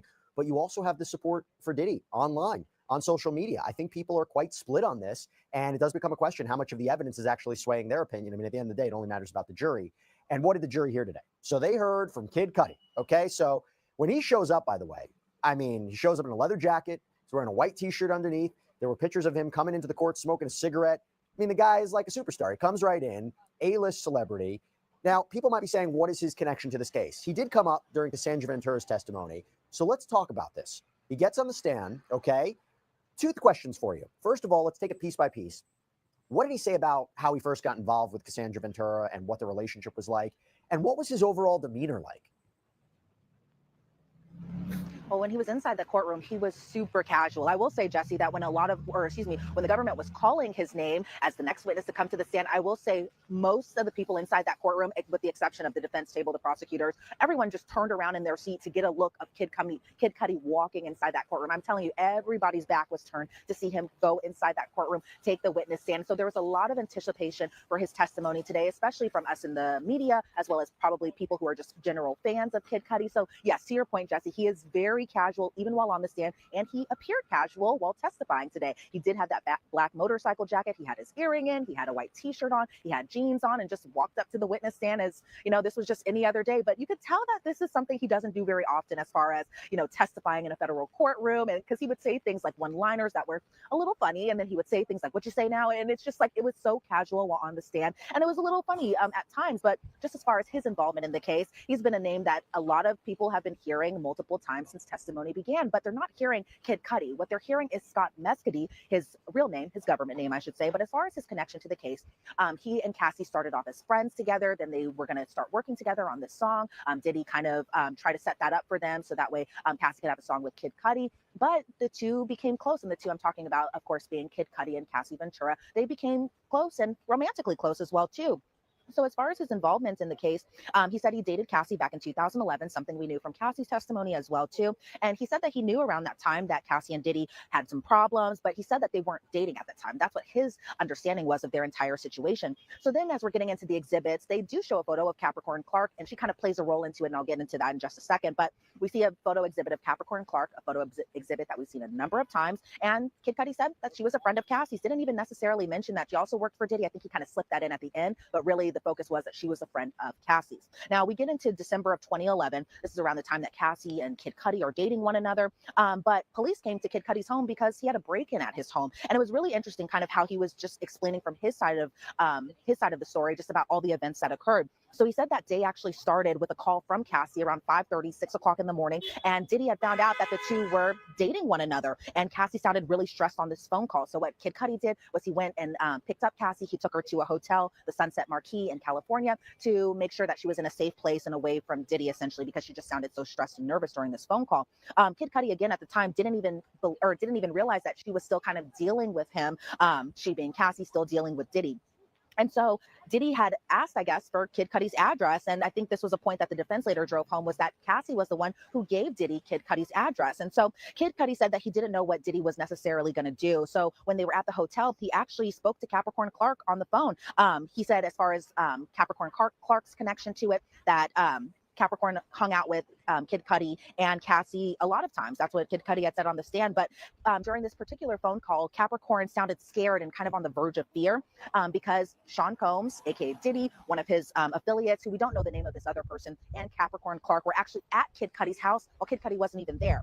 So that means that Diddy was inside Kid Cudi's home, according to Kid Cudi, during this incident. So Kid Cudi actually went home after he got this call from Capricorn Clark. And then we see an exhibit photo of Kid Cudi's old home, the home where the break-in had occurred. And we see the front door gate. And he describes this neighborhood as like quiet and family-oriented, not thinking that break-ins really happen in this particular neighborhood. And so he actually ends up getting on the phone with Diddy while he's driving back and rushing back to his home. And Kid Cudi, he, was very casual on the stand. And by casual, he also used a lot of profanity on the stand as well, too. So he said, "Mother effer, you know what I mean? Are you in my house?" Diddy responded, "I just want to talk to you." And these are Kid Cudi's words. It's not like we heard a voice note or anything like that. This is what Kid Cudi had recalled about this entire situation. But Diddy had responded, "I'm here waiting for you," here being at Kid Cudi's home. And surprisingly, and this is something Kid Cudi had said, that Diddy sounded pretty calm on the phone while this was happening. So he gets home. He sees the security cameras aren't adjusted the way that they normally are. They're turned down as if somebody had moved them. They're turned in the opposite angle. And Kid Cudi said he wasn't the one that moved those security cameras. So when he got home, he started, his suspicion alarms just ran and ran and ran, because he said that gifts were open on his kitchen counter. It was stuff from Chanel. He said his dog was in the bathroom at this time, and his dog normally, just like a lot of our pets, just runs free around the home whenever the pet parent isn't at home or isn't present.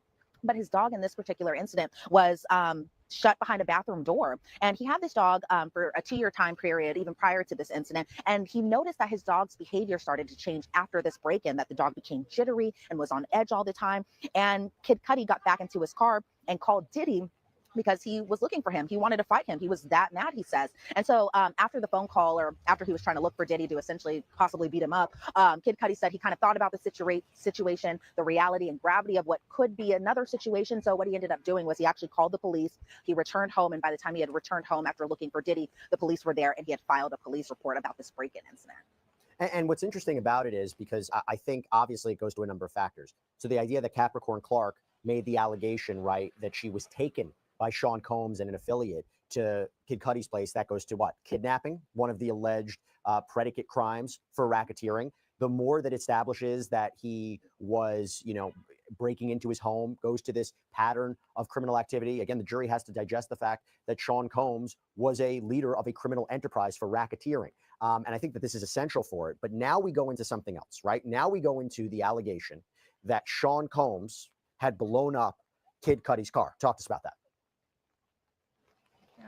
Yeah, it was something that we had kind of known about for a What did while now, right? BG Because it was actually laid out in Cassie's federal lawsuit, I which like was it. filed one day, settled the next day, back in November of 2023. But as far as this arson goes, this Molotov cocktail inside Kid Cudi's Porsche, this happened on January 9th of 2016. So it was just about a week or two after he and Cassie had even broken up. And so he said that he was over at his ex-girlfriend's sister's house at this time, and he got a call from his dog's babysitter, his dog sitter at the time, and got a call that his car was on fire and it caught fire. And so Kid Cudi on the stand said, she told me my car was on fire. I immediately went to my house. So he gets to his house, he sees his car in the driveway, and then that's when we see a bunch of exhibit photos. And this is kind of the first time I think that we've really seen just the damage of the car and what it really entailed in the aftermath of this Molotov cocktail being lodged into Kid Cudi's car. So we saw photos of the damaged car. We saw kind of a cut open roof from the Molotov cocktail. The roof was blown out. And according to Kid Cudi, the person who took those photos wasn't Kid Cudi himself. It was actually Kid Cudi's best friend, Chip, who had taken these photos. And so we see more exhibit photos of the burnt driver's side door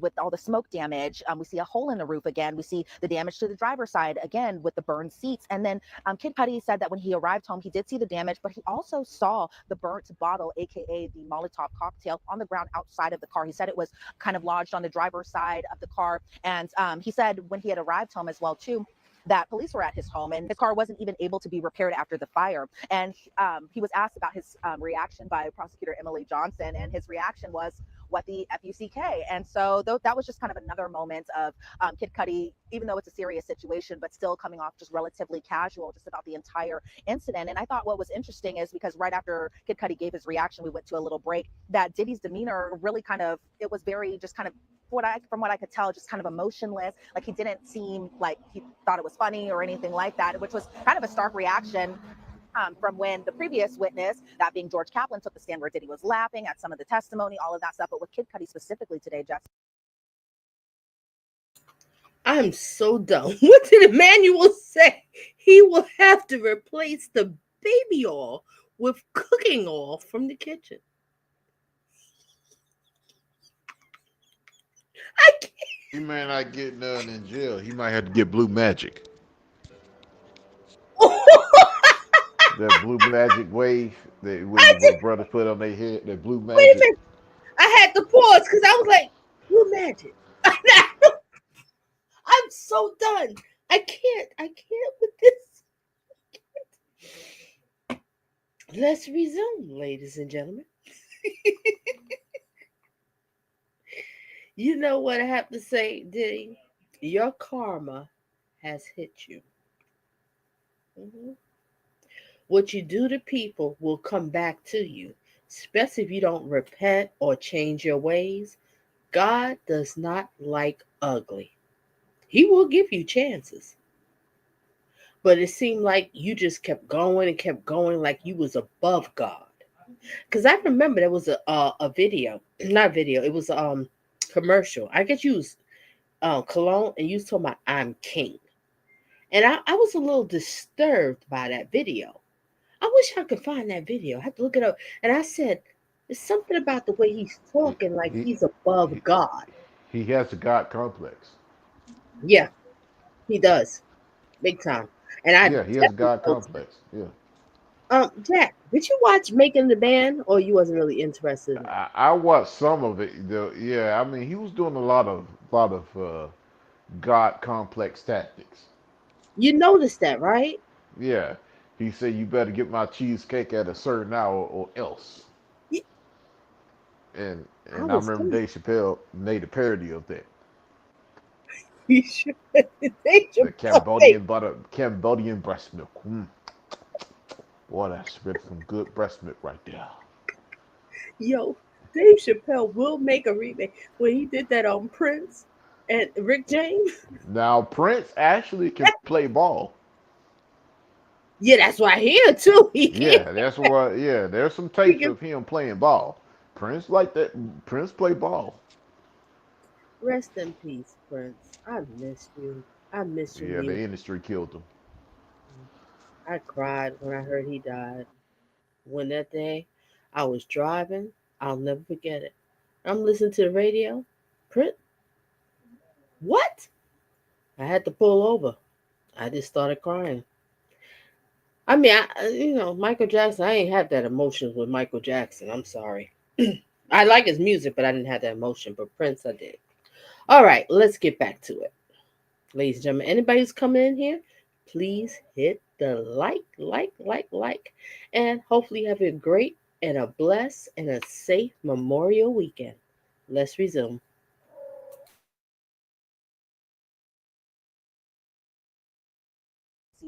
Diddy had little to no reaction from what I could tell from where I Yeah. was sitting, just about everything. Because when Kid Cudi's kind of alleging that this might have been at the hands of Sean Combs, I think Sean Combs knows that the jury is kind of listening very closely to these types of allegations. It's damning testimony because not only does it help support, as I mentioned, kidnapping, then it helps support arson, right? Arson, one of the other underlying predicate crimes for racketeering. Prosecution just needs to prove at least two. Now, talk to me about this. Kid Cudi confronted Diddy, right?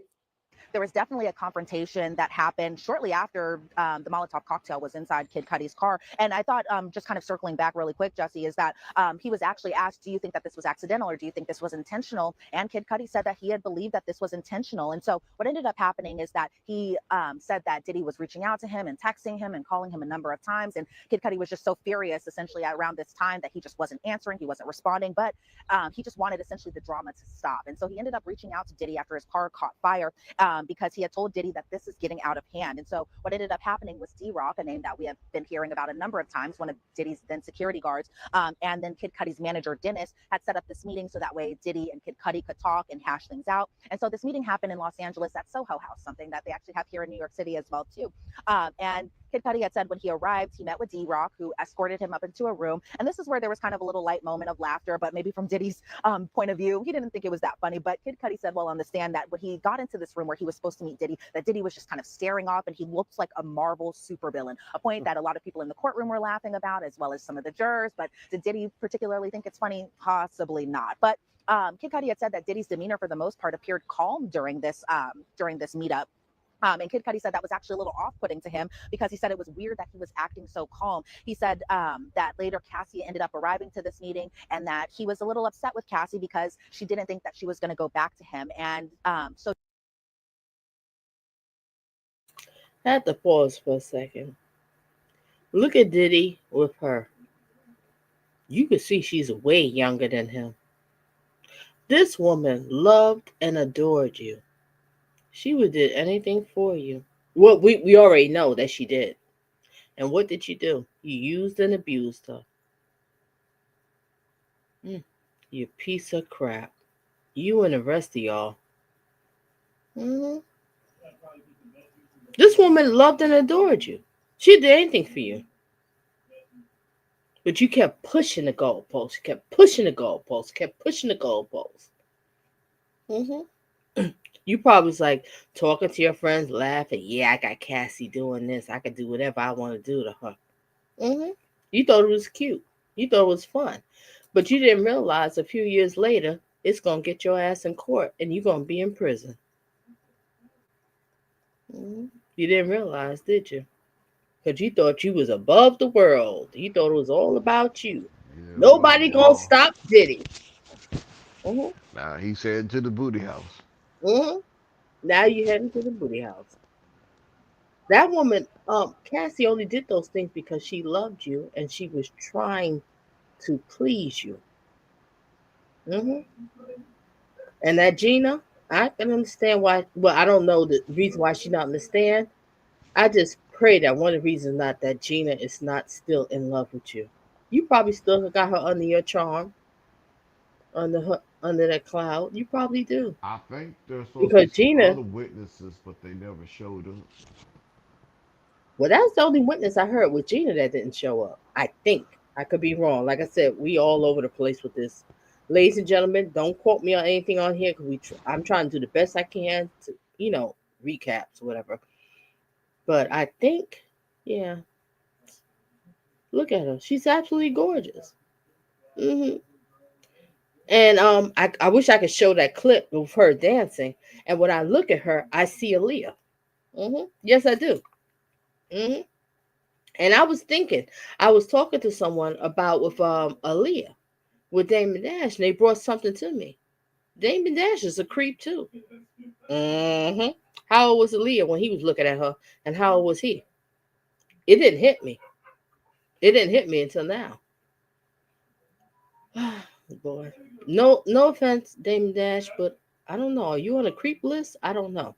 I have to know the ages of them too, so don't quote me on that. I could be completely wrong. hmm Yeah. But I will say one thing about Damon Dash. Let me take back. Damon Dash did love the heck out of Leah. Like I said, just because you were the older man, not everyone is a snake in the grass. I think he loved and respected her. I think he wanted to save her from that crap that she went through with R. Kelly.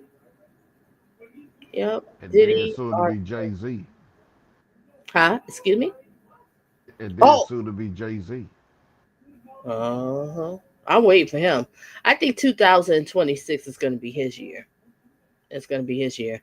Because when I heard, I didn't know this. I'm just learning this with y'all, ladies and gentlemen. I didn't know when all this was coming out of trial that Jay-Z and Diddy is best friends. I mean, of course I knew they knew each other because, the industry, they all rappers. I didn't know they was best friends. That's a whole nother level. When you introduce somebody as your best friend. And there was a clip of him saying, it was Jay-Z, and it was like I guess it was in a concert or whatever it was. It was Jay-Z and Diddy. And Diddy was saying, "This is my best friend. This is my boy." I don't quote my words, but it was something like that. "This is my best friend. This is my boy, and we rocked together for years." And Jay-Z was like, "Yeah, yeah, that's right. We close." I didn't even know this. So if you two best friends, Jay-Z, I'm just saying, you didn't know all this stuff was happening. All right, let's go back. All right, hold a second. I know I didn't get rid of it. I hope I didn't. Da, da, da, da, da, da, da. Yes, I did. Oh, look at this picture. Come on, ladies and gentlemen. There's Cassie with the yellow hair. We have Kim Kardashian. I think I don't know who that's in the back there. Now let's go a little lower.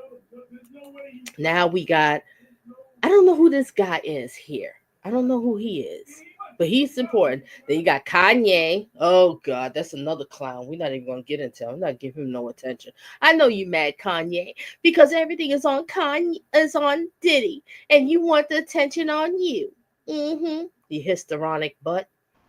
All right, then you got Diddy. Then you got Beyonce. Then you got Alicia Keys and her hubby. So, and they go Jay-Z. You gonna tell me all of them did not know this crap that was happening to Cassie for 10 years? Interesting. Look at the picture, ladies and gentlemen. Really study the picture. All right, let's get back to the commentary.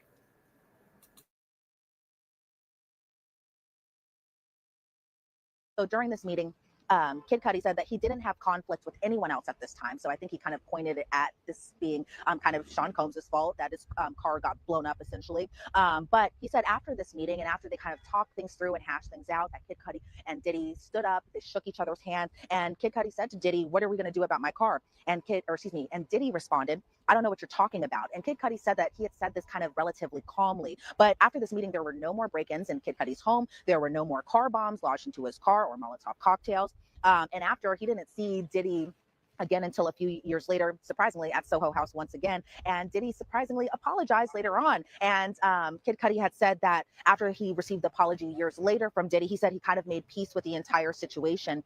And so that was kind of the wrap up of his direct testimony. Obviously, with the cross, there were some holes poked in it here and there, but we'll definitely talk about that. Before we even get into the cross, what exactly was the apology? What exactly did Pause it right Combs there, Donna.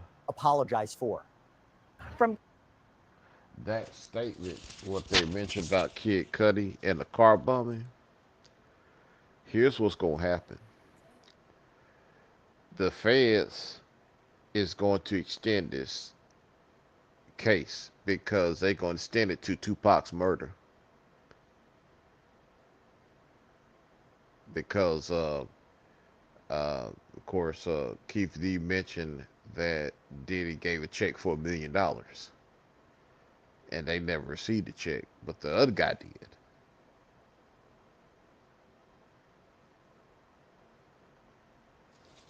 Interesting. They're gonna the feds is gonna extend this one to where uh, that now they might start to question because Keith D made a deal. He made the deal. Now we don't know exactly what that Wait a minute, wait a entails, minute. but Who's Keith D Keith? made Who you talking about? Keith D, the guy that they claim that orchestrated Tupac's hit. Oh, okay. I don't know. And Okay. so he made it. I think he pled guilty and made a deal. So we don't know what Keith D said. I think the feds got another deck of cards waiting for Diddy after this is over. Cause they're gonna now say, okay, if you're known to bomb people, blackmail people for $20,000, do mob style intimidation tactics. Now they're gonna say, well, if you're capable of doing that, then you're obviously capable of getting rid of Tupac.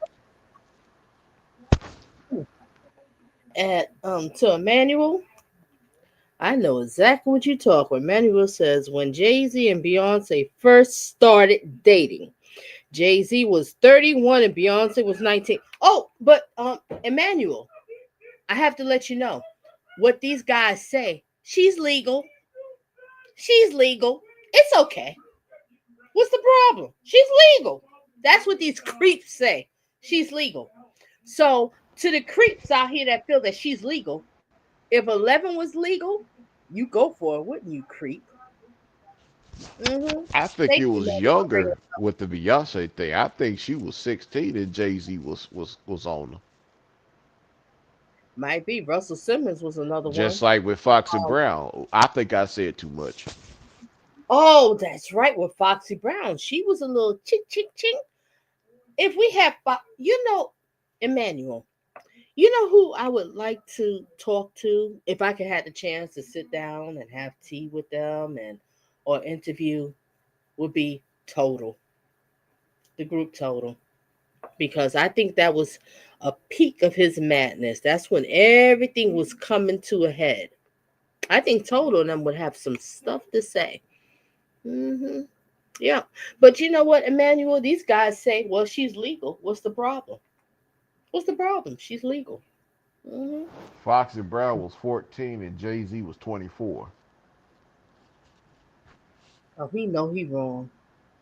He know he wrong. But Jay Z, I think 2026 is going to be your year. hmm And I have to say one thing, JC. If Beyonce ever wakes up in the morning and say, "I'm done with you. I'm divorcing you," you are fair game, Jay Z. Oh, they gonna come for you so hard. The only reason why they not really digging into you because you have Beyonce. But if Beyonce decides to ever wake up and say, "I'm done with you," and Jay Z, you know it too, and Beyonce know it too, and the nerve of Jay Z to walk around here and do a campaign interviews. Oh yeah, I cheat on Beyonce. What are you proud of it? But oh well, we're not even gonna get to. We're not worried about Jay Z. Well, the thing 2026 is about Jay Z. the Hova is going to be a little bit more tougher to take down than Diddy No, because that's he why I Hova, said. That's yeah, why I yeah, said but if Hova Beyonce got, leaves him, if Beyonce leaves him, it won't be I, difficult. yeah, That's the point yeah, I'm you're trying to right. say. But what I'm saying is, if she does, he got insurance policy on her too. No, but I'm just saying is if I know, Beyonce, I know what you're saying, I'm but just saying that if well, I'm just saying to the audience, if Beyonce leaves him, he's done. He's done. yeah, that's true. Everybody's gonna become gun for him because they all praise Beyonce. It's all about Beyonce, and Jay Z knows if he loses Beyonce, he's done. He's You're completely. right, but but he got files on her too. So in case she does leave, he gonna pull those files out. And if he does pull the files, do you know how many people's gonna come gunning for Jay Z because they love Beyonce? And he knows if he dares to go there, he's gonna put himself more in quicksand. He knows it. He knows it. So he won't even go there. He's just going to be quiet and sit back with the tail between his legs. Yeah, I said it.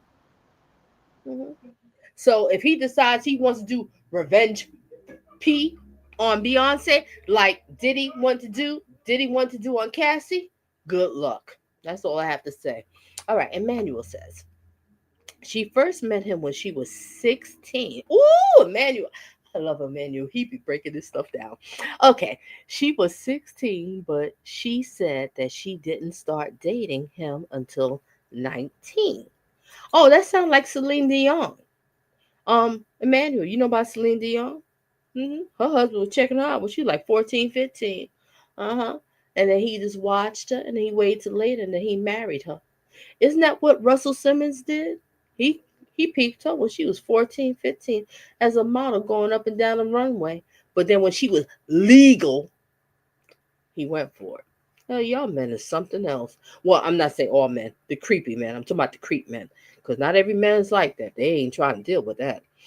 All right, let's get back to it. She first met him when she was 16, but she said that she didn't start dating him till 19. And if you believe that, I got a bridge I want to sell to you. Exactly. Exactly, Manuel. If you believe that, give me the bridge. Oh, Jack, did I lose you? I'm gonna remove you from another one. Jack? Yeah? Oh, okay. Thank you, Emmanuel, for sharing that. Oh, let me just last one here. We'll get back to it. Yes, slavery and child labor were legal at one point. If you base your moral values on that legal, that's wrong. Woo! Emmanuel, thank you for being here tonight. You breaking it down. Yep.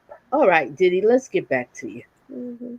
Let's get back to your sleazeball self doing triangulation with these women, extorting money from her parents. Karma is something else. That's why you sitting in the jailhouse right now. Kid Cudi's testimony today, he said that he was at Soho House, again, this being years after the Molotov cocktail, that he ran into Diddy there and Diddy was with his daughters. And essentially, Diddy had said that he was just sorry for everything, not going into much detail, not a point where he said, I was the one who had did this, I'm the one behind it, nothing like that. But essentially, he just said that the apology was pretty quick, brief, and that he had moved on from the situation afterwards. Did Kid Cudi testify about Diddy's alleged abuse of Cassie? Well, that really was kind of touched upon during the cross-examination, the cross being presented by Brian Still, who we all know very well here at Law and Crime. But as far as what Kid Cudi said during the cross-examination, he said that Cassie never told him about sexual abuse. He said that he was in love with Cassie while the two were together, and that Kid Cudi actually never saw Diddy hit Cassie around this time. But another point that I think Brian Still was trying to point out during I think Kid Cudi was really in love with her because of stuff that I'm hearing. When a man do all that kind of protection for a woman, oh, he's in love with her. He is. And I think that she really cared about him and probably fell in love with him too, but she was worried about his safety because she knew Diddy was insane and she didn't want to put him in danger. Yep, that's what happened. That's just my thoughts and opinions. That's what I think would happen. Resume.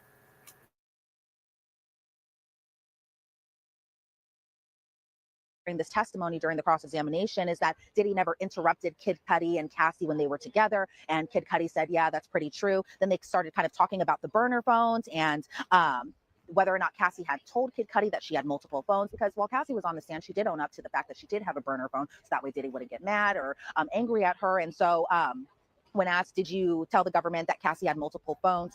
Kid Cudi said, I can't remember, but if I said it, I said it. A little moment where people are laughing in the courtroom. But then they kind of ended on the cross-examination as far as just, again, driving the point home that this, and I hate to say it this way, that it might have been Cassie's fault for pointing Diddy to his home, because Cassie was the one that gave Diddy Kid Cudi's address, according to testimony today. So I think as far as just the big points of the cross-examination, it felt like they were kind of turning this to Cassie's fault. And this was Cassie's, the reason that this had happened, because she was the one that gave the address to Diddy. And also trying to say she was the one who played you, like she played Combs, like she's the manipulative one. She's the one who can't be trusted. And I think that's something that they've been building up a lot, talking about her filing a lawsuit against Combs and that she might have ulterior motives and, the burner phones. And that could be a dangerous strategy, but it's an interesting strategy nonetheless. And, focusing on the fact that she said she never told Kid Cudi that she was sexually abused, which is a key component of the prosecution's case. And I also understand they asked a little bit more about, was there further investigation into the essential firebombing of your car? He's also asked about DNA, I think. And so I could see where they were going with the cross-examination, but the points were well heard by Kid Cudi's testimony. So now I want to move into the other testimony. And I actually want to backtrack because the day started with the continued testimony of George Kaplan, right? Diddy's former assistant, very important in a racketeering case. If you're going to be talking about racketeering in the criminal. I'm just pausing for just a second. I want to read the poll.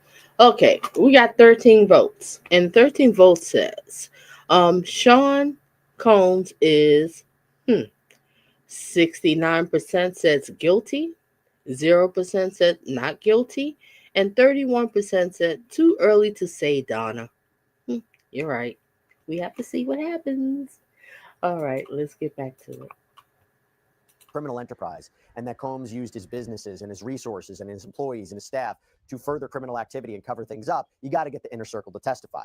Now, my understanding is he testified about some specific violent incidents, right? What did he describe? Yeah, so George Kaplan, when we see him inside the courtroom today, he was wearing an olive-colored green suit. He had no tie on. He's kind of looking around waiting for the jury. But as far as just my impression of him while he was on the stand, you could tell that he had still had love for Diddy, who used to be his former boss. And it was just kind of an interesting moment. But he had recalled just two incidents about why he essentially quit his job. And the first one happened in 2015, where he was on Diddy's private jet because, again, Diddy has a lot of money, so he's able to have his own private jet. And they were flying to Las Vegas because Diddy had a club appearance during this time. And so they're on Diddy's private jet. It's not just Diddy and Cassie, but there are other people there too. George was there, security was there, management was there, and then other team members of Diddy's were there as well too. So George said that he was sitting kind of at a table towards the back of the plane, but Cassie and Diddy themselves were behind this partition, kind of also towards the back of the plane. And then all of a sudden, George heard glass breaking. So he said when he had heard this glass breaking, he saw Cassie on her back on the floor, and Diddy was above her. Diddy was holding this whiskey rock glass, and George said that there was tremendous commotion, and Cassie was screaming, essentially saying, "Isn't anyone seeing this?" And George said that he did nothing in this situation. He didn't de-escalate the situation. He didn't try to help Cassie. He just looked away. Cassie said, again, "Isn't anyone seeing this?" And nobody on that plane did anything to help her. So George said he was around 23 around the time when he was asked why he didn't do anything. He said he was young. He couldn't believe that he was working for an icon around this time. And again, just kind of he throughout his testimony today was really just kind of driving home the point that Diddy was such an icon, gave him his first major opportunity, and he was just so proud to be working with Diddy around this time. And so he said that he was trying to accomplish something professionally, and by speaking up and speaking out against his boss, that he wouldn't be able to accomplish this. And so Diddy told Cassie during this incident to stay in the back of the plane. Nobody again checked on her. The flight was about an hour long, according to George, and Diddy again going to that club appearance. So what George's role was in the situation after was he was to bring Cassie to the club later on. He said he didn't see any bruising on Cassie in this particular incident, but did recall another incident where she was bruised in 2015. In that particular incident, Cassie was crying on the bed. She had bruising above her right eyebrow. And George said that he was in the room for less than 3 seconds before Diddy went in, and Diddy asked him to get him ointments like a witch hazel cream to kind of get rid of the bruising. But as far as the plane incident specifically, he said that he didn't see bruising on Cassie during that incident, and nor did anyone help her during that incident. But his role after the fact was to get Cassie help get Cassie from the hotel essentially to the club, so that way she could meet Diddy during his club appearance and appear that everything was all good after this pretty shocking incident. Well, I'll tell you a few things that I take away from that. Obviously, whenever you have an assistant or a member of the inner circle allegedly helping this alleged criminal conduct, it goes towards the racketeering charge, conspiracy to commit the racketeering activity, right? The agreement between Combs and others. He can't do it by himself. But what I think is really telling, and it also came out earlier on in the trial when you had Donna Richard testify that she witnessed Cassie being punched by Diddy in front of celebrities and they did nothing. I think it goes to the idea why Cassie Ventura Fine never spoke up, why she didn't fight back, why she didn't leave. Because the allegation would be, if these people are not stepping in, how on earth could she feel protected to do anything? I mean, if Combs, it shows the power of him. He's able to do these things and nobody does anything. Nobody steps in. What do you expect her to do? Now, I'm not saying that. I think that's the prosecution, an argument they're going to move forward with. But again, this is just another symptom of that. It's another characteristic of it.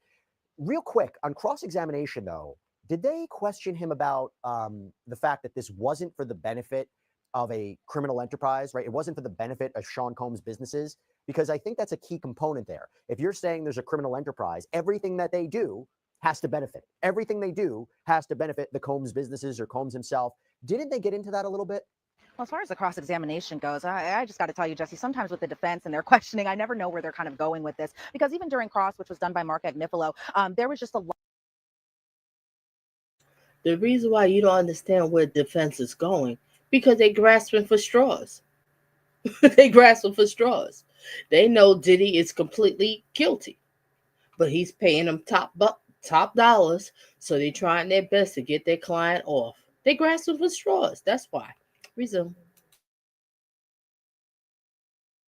A lot of it felt like ego boosting of Diddy and just the role that he had had essentially in this world before all the allegations came out, before his arrest, before the indictment, and even before the trial, because there was just a lot of talk just about his career around the time, how he was a mogul. He had handled all these different businesses and clothing and lifestyle and television. And so there are a lot of times where they were just essentially talking about Diddy's businesses, and Diddy seemed to kind of really enjoy this testimony where they're just kind of reminding the jury just the impact that Diddy's businesses had, including just diversity and how that was important to Diddy, and how George Kaplan really was proud of his work while working with Diddy under Combs Enterprise at the time. And as far as just getting into just some of the responsibilities that he had, and that he had a checklist for everything. And he was asked about the other members of Diddy's staff, including the CFO of Combs Enterprise. He was asked about Diddy's friend who worked at Revolt. He was asked about the CEO of Revolt. He was asked about James Cruz, Diddy's manager, and just the roles that they had played in kind of helping Diddy just essentially throughout his career and get to him to where he is, or where he was at that point in time. They touched base a little bit about Christina Coram and how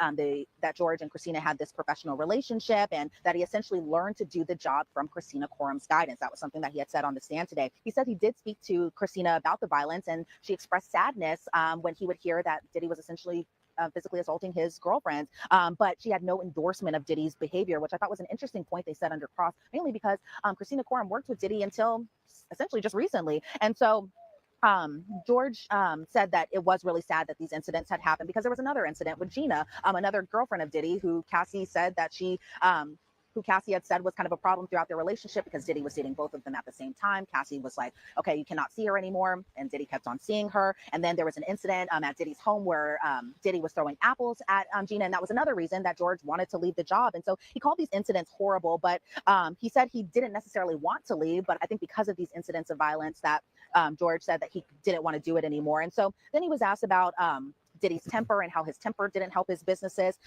George was kind of pointing out that he had never worked harder in his life than he had worked with Diddy around that time period. The defense asked, was that a good or a bad thing? George said, I can't really answer that. They brought back the water incident where George was asked to get Diddy the specific alkaline water. He filled half of the gallon with water, or he filled half a gallon with one bottle, another half gallon, and then combined the bottle. Diddy didn't like it, threatened his job at that time, but didn't necessarily threaten George himself. And so as far as just the temper issue, George did admit the temper was kind of a lot for him to kind of handle around this time, because he's in his early 20s while he's working for Diddy at this time. But then there were points during the cross where he said that Diddy was kind of inspirational, and that even to this day, or maybe possibly prior to his arrest, that George would wish Diddy well. He'd always tell him happy birthday. He invited Diddy to his wedding. Diddy didn't respond. And then just yesterday, just a little fun fact is they were talking about Biggie Smalls, Notorious B.I.G.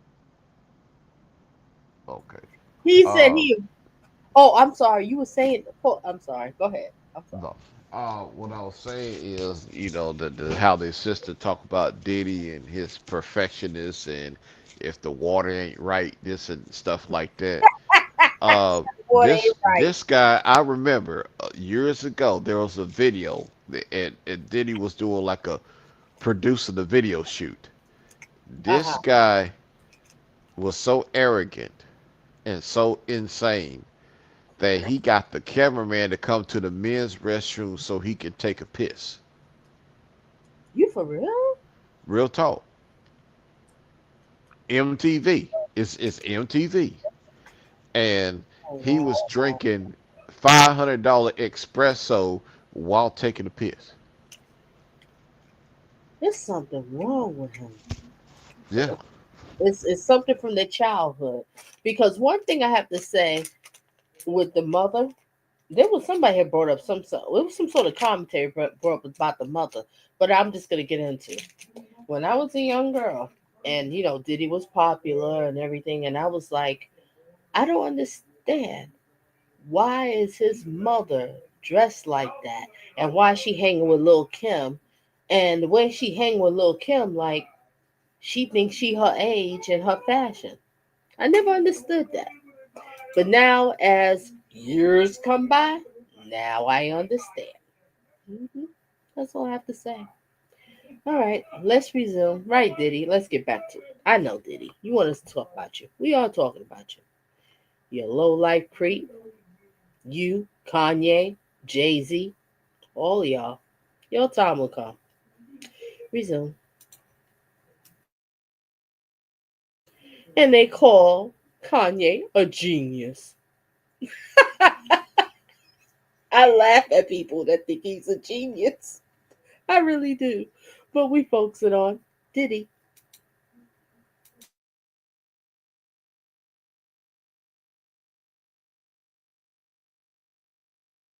Tell him happy birthday. He invited Diddy to his wedding. Diddy didn't respond. And then just yesterday, just a little fun fact is they were talking about Biggie Smalls, Notorious B.I.G., and they were talking about how most of Diddy's staff members on that day, which was yesterday, May 21st, and most of those staff members would actually get that day off because it's Biggie's birthday. So when they're talking about Biggie, Diddy's smiling inside the courtroom. He's kind of nodding at George. He seems a lot more jovial than he was, especially when Kid Cudi was testifying. But it seemed like, as far as from George's standpoint, really the only reason he left the job was because of these incidents of physical violence. Yeah. However, he didn't necessarily step in to help with those acts of violence either. See, I think that's key for the defense. If they want to say that his temper, what he was doing, was not to benefit himself, was not to benefit the criminal enterprise. This wasn't a good thing. So it kind of defeats the prosecution's argument that all of this was beneficial. All of this was for a common purpose. All of this was, a good thing for the criminal enterprise. If you think about a mafia organization, right? So if they were engaged in a series of crimes that brought the organization prestige, helped their reputation, brought in more money, you can understand how that makes sense and is digestible for a jury. Here, they're saying everything Combs was doing really didn't help this organization, really didn't help this criminal enterprise. I can see what they were saying here. Okay, so now it brings us to the testimony of a makeup artist, okay? What were some of the chilling details from this makeup artist? Because when I first heard that she was being called to the stand, and I understand a makeup artist for Cassie, the first thing I think is, oh, did she see injuries, and were these injuries that she covered up with makeup? Talk to us about what the makeup artist said. So Mila Morales is a makeup artist, and she's been one who has been kind of vocal in recent interviews just about working with Cassie for a number of years, but also in that same respect, also working with Diddy as well. And so she mentioned one incident. It was Grammy weekend of 2010, so a little while ago, and there was this party at Prince's house. So another Prince mention. She said that she had seen Cassie earlier in that day. They were at the, but they ended up going back to the Beverly Hills Hotel. Mila had fallen asleep. Yep, Emmanuel. Kanye. Oh, it's right around the corner for him. Yes, it is. Emmanuel. I had lost all respect in Kanye years ago when he jumped up on that stage with Taylor Swift. I was like, I was done with him. Why did he do that? And if you remember, Emmanuel, I think she was early 20s, a young girl. So imagine a young lady up there, you getting this award, and you got this guy jumping up here. Oh, you don't deserve it. Are you kidding me? But Emmanuel, they say Kanye, he's a genius. He's a genius. We just don't understand him. He's a genius. Yeah, okay. I question the people that figure he's a genius. Tells a lot about your character. All right, let's resume. We're not talking about you, Kanye, but we will be talking about you because you're going to do something silly. I know right now you're mad because all the attention's on Diddy and you want the attention on you because you're histrionic. You want attention on you. So you're trying to figure out how you could soak up that tension to shift on you. I'm sorry. 8 weeks. The trial is on Diddy. So nobody's going to pay you no attention. But you got 8 weeks to figure out. Was it 8 weeks? I think it's 8 weeks for the trial. You have that time to figure out what you want to do next.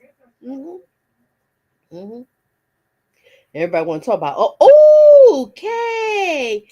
There go my pretty girl. How you doing? How you doing? How you doing? Glad you're here. We got to have girl chat. Talk about this crap. I'm glad to see you, girl. All right, let's resume. asleep, and then all of a sudden she wakes up and she hears this kind of commotion going on. Diddy somehow gets inside this hotel room. He comes in and says, "Where the F is she?" And she being Cassie. He was looking for Cassie. So he walked into the bedroom, and all of a sudden Mila could just hear screaming and yelling, and Mila said that she didn't know what to do, something that a lot of people have testified to, as far as just what's their reaction when something like this happens, and a lot of them just freeze and don't necessarily know what to do. Then all of a sudden, next thing she knew, Diddy had stormed out of the bedroom and just essentially left the hotel, and she didn't see any type of injuries to Diddy. However, when she saw Cassie, she saw a swollen eye, she saw knots, she saw a busted lip. And then Mila said they picked up Cassie's stuff. She took Cassie over to her house, which was just about a mile away from this hotel. And Cassie had stayed with Mila for a few days at her home. Mila explained that she actually had a doctor friend who came over and kind of evaluated Cassie to see if everything was okay with her, because she said that she was worried that Cassie might have had a concussion. But she said Cassie did also have her stomach and her ribs checked out, and the doctor actually suggested for them to go to the emergency room. They didn't go to the emergency room because Mila said around that time she was afraid of Diddy, and that at the time she had feared for her life. But then there was kind of an objection. That objection was sustained, and so they kind of brought that back in again, where Mila explained she didn't call the police because she feared for her life. And so afterwards, when Cassie left Mila's house, they didn't acknowledge the situation or anything. Mila and Cassie specifically didn't acknowledge what happened. Mila and Diddy never spoke about this incident. However, this was an incident that Mila Morales did talk about in TV interviews, because she was asked about that under direct examination. But Mila explained that she wasn't paid to do the interviews. However, she did provide a photo to a news outlet of herself and Kim Porter, and said that she was paid $1,000 for those photo rights. And I think that the government tried to get ahead of this because they knew that the defense was going to be asking about this during her cross-examination. But as far as this particular incident in 2010, it seemed that it really impacted Mila, but that was the one incident that she had spoken about while she testified today. Yeah, I knew the defense was going to have a field day with that, because the idea that she kept doing the media rounds and was getting paid for the photos, it would suggest she has a financial and reputational incentive to be a part of this story, to maybe go forward with these allegations, goes to her credibility. The final witness I want to talk to you about is this hotel manager, okay? I believe the name is Frederick Zamor, apologies if I mispronounced the name, but my understanding is this person revealed, Diddy allegedly used aliases to check into hotels, right? What were the names that Diddy allegedly used, and why does it matter? Yeah, so when Frederick Zamor came into the courtroom today, I didn't necessarily know where his testimony would necessarily go. All we knew about him was that he was an employee at a hotel, but didn't know where that would kind of lead to. And so it was just a lot of exhibits with a lot of just kind of logs and documents just about everything. So some of the names that we had seen from the exhibits are just names related to Sean Combs. We saw that the name under the reservation would be under a Ryan Lopez, and we saw so many of the name changes attached to that profile of Ryan Lopez, also for Sean Combs. And so we saw names including Jackie Starr. We saw Sean Combs. We saw Sean Combs be changed to Jackie Starr. We saw Jackie Starr be changed to Sean Combs, and then it was later changed to Ryan Lopez. And then we saw check-in logs. We saw checkout logs as well too. And there was just a lot of just quick documents that we were seeing. And they were just so small to read, but a lot of the big names that we saw again being Jackie Starr, Sean Combs, Ryan Lopez, Frank Black, a name that we know that Diddy used as an alias a number of times in a lot of other different circumstances. And so those were the big names that we saw in just a lot of those documents with a very small imprint on them. Also, another interesting thing that we saw, Csssie, was some of the profile notes. And those were essentially just the long list of notes attached to the profiles, normally about kind of the usuals that the guests would have when they checked into these hotels. But for this specific profile note that we saw things like always spill candle wax on everything and uses excessive amounts of oil, but didn't specify what type of oil, just said excessive amounts of oil. Place the room out of order upon departure for deep cleaning. Please authorize an extra $1,000 when guest stays with us to cover any room damages. And then we saw that if there needed to be credit card approval, it had to go through Eli Maroon, Dave Shirley, or Christina Coram. And so those three names specifically were Diddy's former assistants that we now know to be. But I just thought it was interesting as far as those specific profile notes, just about the candles, just about the oil. But there is also amenities too that were bought, I guess, at this hotel, such as fruit, such as water, such as chocolate, truffled chocolate as well, champagne and birthday cake. And so I think what the government was trying to do, because there was no cross-examination to this witness, was just kind of explain just what all goes into the hotel from the hotel staff's point of view, as far as what hotel staffers can normally expect whenever Sean Combs or his... Okay, you're not off topic. I was thinking the same thing too. She does have some very pretty skin. I was thinking the same thing too. What is your diet? What is your skincare ritual? Woo, child. You go, girl. You go, reporter. Looking great over there. She got a little diva in her. She a diva. A classy diva. Let's put that in front of it. Resume. Other aliases, check into one of their rooms. What a day. What a day. I mean, if people thought that week 2 of this trial was going to be slow, they were wrong. So now we go into what's next. What is next in this case, Elizabeth? Yeah. So one of the things I love that the government always does is tell us what witnesses we're expecting towards the end of court. So this is normally a time where the jury has already gone. Some other people kind of leave the courtroom too, but I always kind of stick around to know what are we going to expect next. But what we can expect on Tuesday, because a lot of us are going to enjoy this very nice long weekend, myself included, and some of the jurors, and hopefully you too, Csssie. But what we can expect on Tuesday is another probably bombshell day, because guess who's testifying? Capricorn Clark. And Capricorn Clark used to work for Diddy. She was involved in a way with the whole Molotov cocktail situation with Kid Cudi. So we're expecting to hear from her just about everything that she witnessed during her time with Diddy, and even being friends with Cassie. The other witnesses that are going to be called after Capricorn Clark are going to be, I guess, an officer with LAPD as well as an officer with LAFD. So maybe it's going to be kind of in a continuation of the Kid Cudi allegations and the Molotov cocktail and possibly that, but they didn't go into, they didn't specify what the officers or even the firefighter might possibly talk about. But as far as Capricorn Clark goes, it's the witness I'm definitely kind of anxious to hear from. Again, kidnapping, arson, these underlying predicate crimes for the overall racketeering charge, a charge that carries life in prison.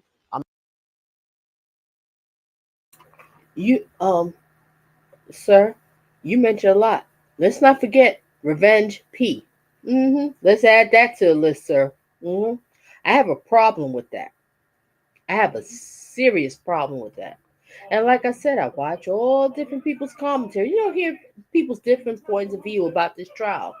And nobody really wants to get into that because they so much want to defend Diddy. Their attitude is, well, she stayed that long. She was getting perks. So that's why this is the price that you pay. Are you kidding me? If anybody feels that way, please stay the heck away from my channel. My channel is not for you. You want to shame victims? This is the wrong channel for you. We don't shame victims over here. Are you kidding me? This is why so many victims live in silence, because of clowns like you. This is exactly why. Because of clowns like you. All right, let's resume. We almost done here. I think about like 2 more minutes. I'm gonna let y'all go because it's late. We almost about to hit midnight. Well, on my end, I'm about to hit midnight. Like I said, I'm off tomorrow, so I'm good. All right, let's resume. I'm not surprised they might be focusing so much attention on those two potential underlying crimes. Elizabeth Milner, thank you so much for your great reporting today and this week. As always, provide our eyes and ears about what's happening in that courtroom, because with no cameras, no audio equipment, you kind of paint the picture for us. Really appreciate it as always. And I have to say, she did a phenomenal job. She's very fair.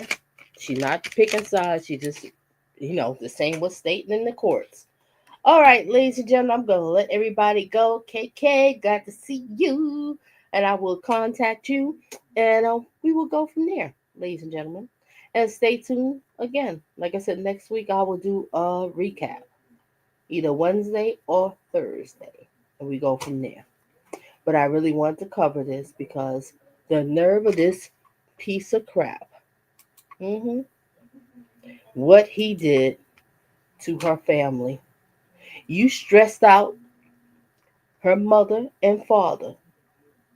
And you said, if you don't give me $20,000, I'm going to put out 2 Revenge P tapes. I'm trying, oh God, these words, whatever. Revenge porn. I'm just going to say it like that, whatever. It is what it is.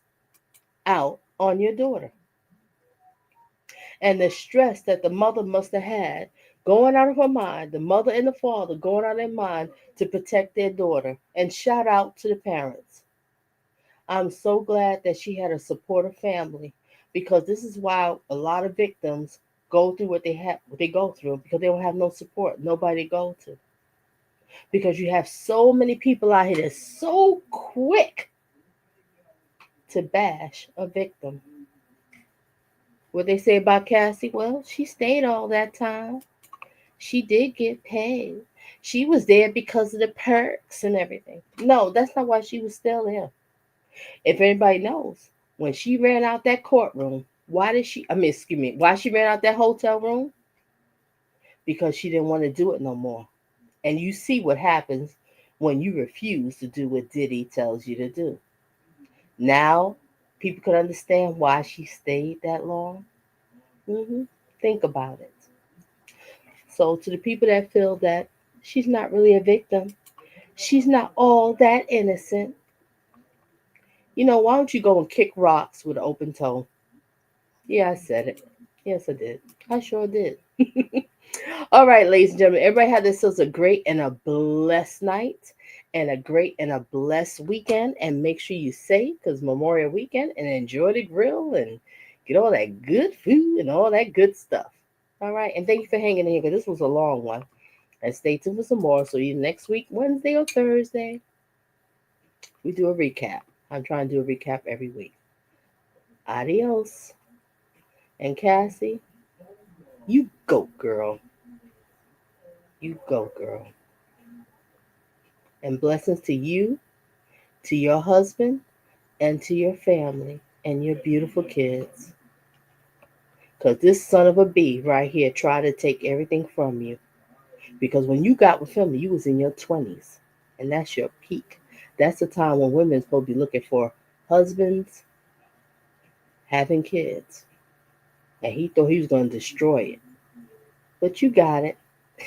Your butt's sitting in a prison. Adios, everybody. Have a blessed night. Good night.